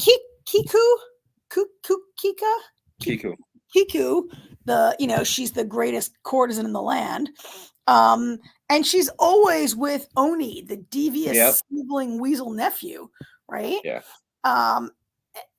And yeah, I mean, she definitely and I don't think that these women are necessarily telling the secrets, but they're manipulating everyone for their whatever reasons, right? For whatever alliances they have or whatever power they have. Okay, so yeah, we got Arc 54 is coming up. Arc, you really see the sexual tension between Mariko and Blackthorn. Yeah, I mean, maybe I'm a little contaminated by the 80s version, which I don't really remember, but I feel like I remember that it was this undeniable, smoldering, just under the surface kind of thing. Yeah, no, the 80s one was definitely more. This is definitely more subdued, which I think makes it better. The 80s was the 80s, so it was very over the top. It was very Dynasty. Yeah, with the 80s. Actually, it's funny. I was reading something recently. It was the 10 best miniseries of all time. And the 80s Shogun was in that list. Yeah. I mean, in this scene that I just put up, you can see it. and Toranaga sees it, but he doesn't see it. Like, this is the scene where they're like bickering because they had that fight, and Blackthorn's like, look, just be a translator. And she's like, I'll just be a translator from now on. Don't talk to me. We're just going to translate, and that's it. And like Toranaga doesn't speak Portuguese, right? This is not happening. It's Portuguese. They just show us in English, right? But he doesn't speak Portuguese, but he can see that these two are like sniping at each other. And he's like, what's up with you two? Like, why are you acting like this? I don't know if he sees knows. it. He knows. Toranaga's very smart and observant. And that's why he banned the husband from, remember the husband got banned from being around Mariko for 7 days? Yeah. Basically because he hit her, right?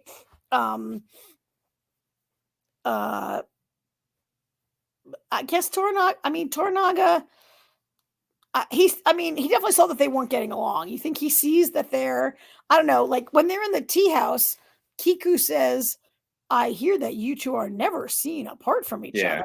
And she's very, right? She's very onto them, right? Also, I don't have a picture of it, but did you see when they come out of the house the next morning and like the whole town is standing around watching him come out of the brothel? It's like the least private brothel in the world. It's like on the main street and everyone stand outside and watches who comes and goes. Like, that was kind of funny, I thought, but I guess it underscores what an oddity he still is in the town. Like, no one's ever seen a white man before, ever, right? Except for, most of these people in this village have not gone, like, to Osaka and hung out with the priest, right? They've probably never seen a white man ever. And he keeps getting promotions, right? He got this big, like, he gets another big reward. Actually, in the background of this picture are those two guys. I think that's the nephew and the son, right? I was going to say, it looks like Omi. Yeah. The one Omi. Who really hates him. Like, Oni's the typical, like, ambitious but stupid. At least his uncle, Yashiga, at least he's, like, ambitious but smart. Kind of smart. Not super smart. But he's smarter than Omi's. Like, he's gonna die, right? There's no way that guy can live for, like, 2 more episodes. And I'm not really sure who will be his undoing, because it turns out the real danger, another big danger, is Lady Ochiba, right? Who? Especially now we know her. Now that we know her, I'm wondering if the heir is not the Taikaus, because I don't know. I get this feeling, like, the way she talked about him and everything, but it was like, so she was like the 8th woman that he slept with in that period, and and all of a sudden she got pregnant. Like, I almost feel like he was shooting blanks. Yep. And there's a conspiracy. I don't know if she did it on her own or his wife was involved, or who, how exactly it went down. But I feel like that's going to come into play somehow. I think it was more than 8. I feel like at one point she said there were hundreds, but I might have. Oh, maybe there was. I don't remember. I thought she said like hundreds of concubines were brought in, and like I'm the one who got pregnant. Maybe I shouldn't say hundreds, but it definitely was a lot. And I thought the same thing. I'm like, oh, can anybody be sure that that's really your baby? Like, how would, Ark said it last week when you weren't here, AJ. That, like, is it? That was 2 weeks ago. That was 2 weeks ago. Like, is it really like who knows? There's no way to really know, right? He might look nothing like the guy, but the child was accepted as the heir. But I think you're right. There could be no heir, right? There's something more there, yeah. But she's very, so, at the end of the previous episode where she says, like, okay, the council is like ridiculous, you're ineffective, you listen to me now.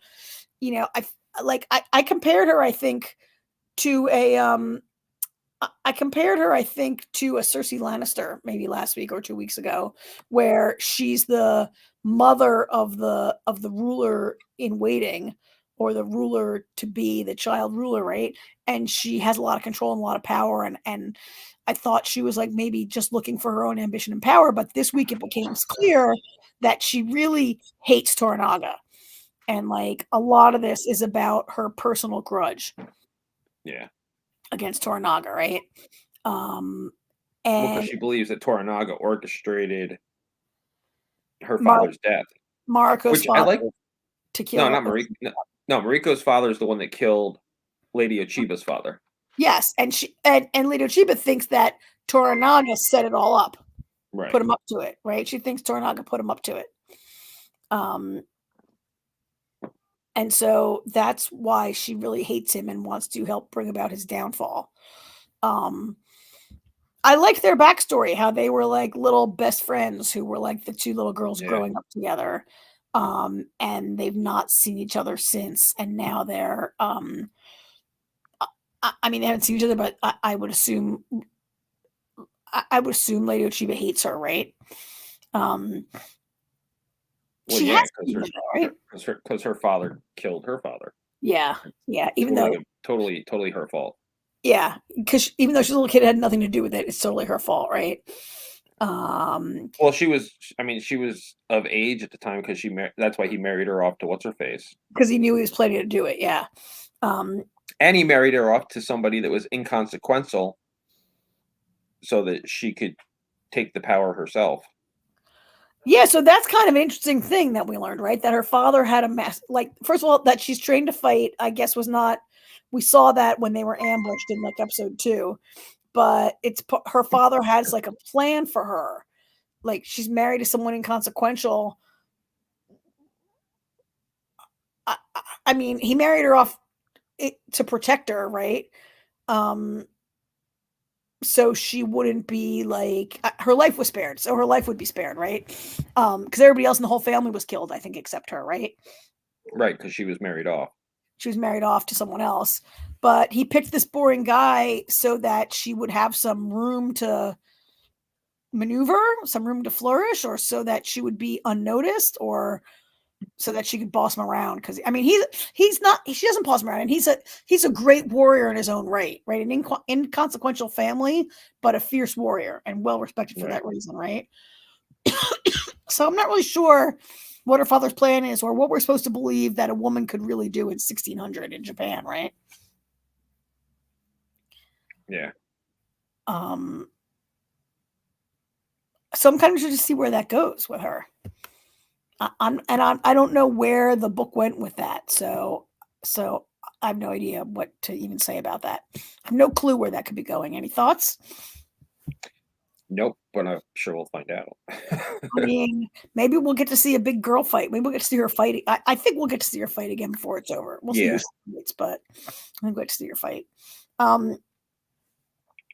am a little over John Blackthorne's whole like giving my ship so I can go kill some Portuguese thing. I feel like he's a little too obsessed with that, given how long he's been in Japan and what's going on in his life right now.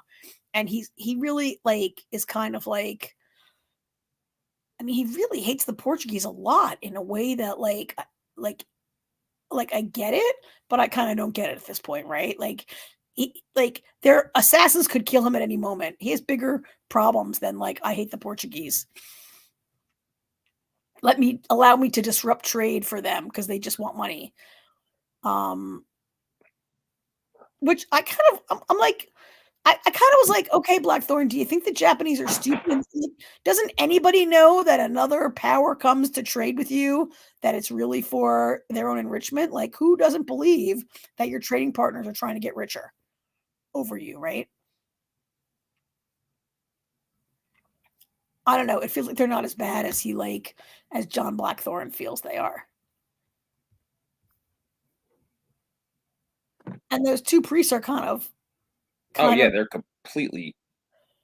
I mean, they were even talking about joining sides with Toranaga if he does manage to win. I mean, Blackthorne's not wrong. I mean, he's completely right about them. I mean, he is, but he just seems he's like, I don't know, like when he was saying like, can I have my ship and my men back? And he was really concerned about his men. I don't know, he was more sympathetic. Now he's just like, let me really just go and kill some Portuguese. Well, I think the reason he's saying that partly is because once he has a ship back, he can pretty much do what he wants. He can just So leave. if he makes it sound like he's doing it for Toranaga's benefit, that maybe Toranaga will actually give him his ship. But Toranaga's like, yeah, whatever. Oh yeah, he was just talking to try to convince Toranaga, but Toranaga is like, so John has never once convinced Toranaga to do anything that he has ever asked him. No, not really. No, he's way out of his league with Toranaga. I mean, that's maybe part of his, he's got this kind of superiority. He's like, I'm a European and I'm, like he definitely thought they were savages. Of course, they think he's a barbarian. So yeah, he kind of is. I mean, there's definitely become a mutual respect between the two. Yeah. Yeah, for sure. If we had more than 2 episodes, they might become friends, but we only have 2. So we'll have to see. So let me circle back because I'm interested in this comment that Arc54 put in the chat that the plan with marrying Mariko off to this guy and was not just to protect her, but it was to grow and later finish what Toranaga started. But what is that? What Toranaga started? Like Toranaga, like, I mean, so they had a bad ruler, right? I don't Like, think we know yet. Well, I want to see more why they killed Lady Oshiba's father. I want to see more. I mean, we saw he was pretty ruthless in those little bit flashback, but I want to see more. Like there's got to be something more to it. yeah, I mean, like Mariko has said that her father killed him because of his love of the realm, and that I mean, we did see where the rule, like the guy was, so. Correct me if I'm wrong. Oshiba's father was not the ruler. He was a vassal to the ruler, right? Yeah. And he was like, I mean, we saw that he was like killing some people. Like, I guess he was like a brutal and mean guy or whatever, and a bad guy. But like, yeah, I'm not sure what that master plan was. And I think maybe like Toranaga knows, Mariko doesn't know, right? Like, I feel like Toranaga maybe has been watching her, like he's sitting on an egg and waiting for Mariko to get ready to hatch, sort of, right? And she wasn't ready yet. And he'll tell her what she needs to know when the time is right. Although he says, you didn't know? Like he seemed genuinely surprised that she didn't know that her father like did this in her best interest. Like she's always been like, my father married this jerk who I hate. Why does my father hate me? And he seemed genuinely surprised that he didn't realize that he did it out of love.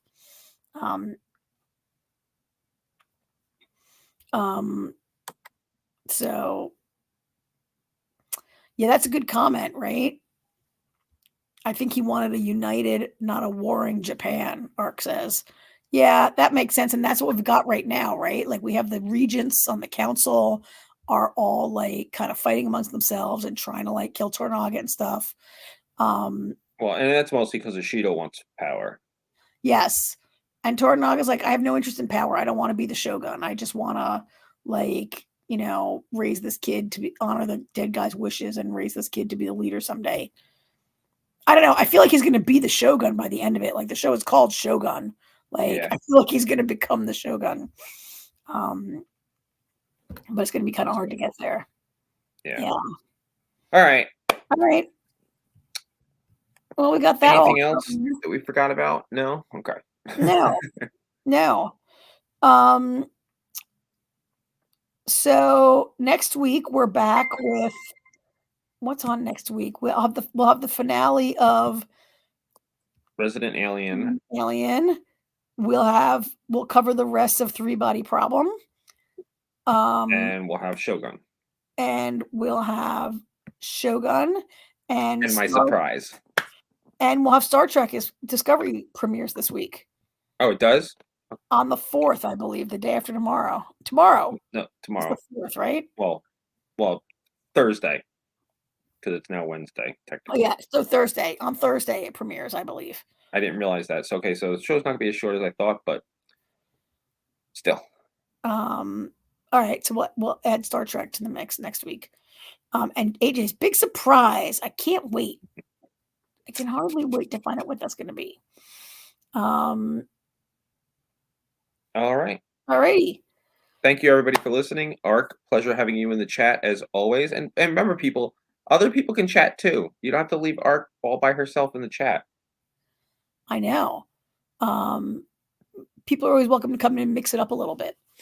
So thanks, everybody. We have a big crowd watching. Everyone who's watching right now connected through Twitter. So thanks. Or what? X. I'm sorry, not Twitter. The channel formerly known as Twitter. That's not. There's one. There's one on Base. There's also one on NDB Media Twitch and one on YouTube. NDB Media YouTube. So yeah, mostly Twitter. We got all the channels going tonight. So all right. Thanks all. Thank you, everybody. You're welcome, Mark. All right. Have a great week. See you guys. To you all later. All right. Good night.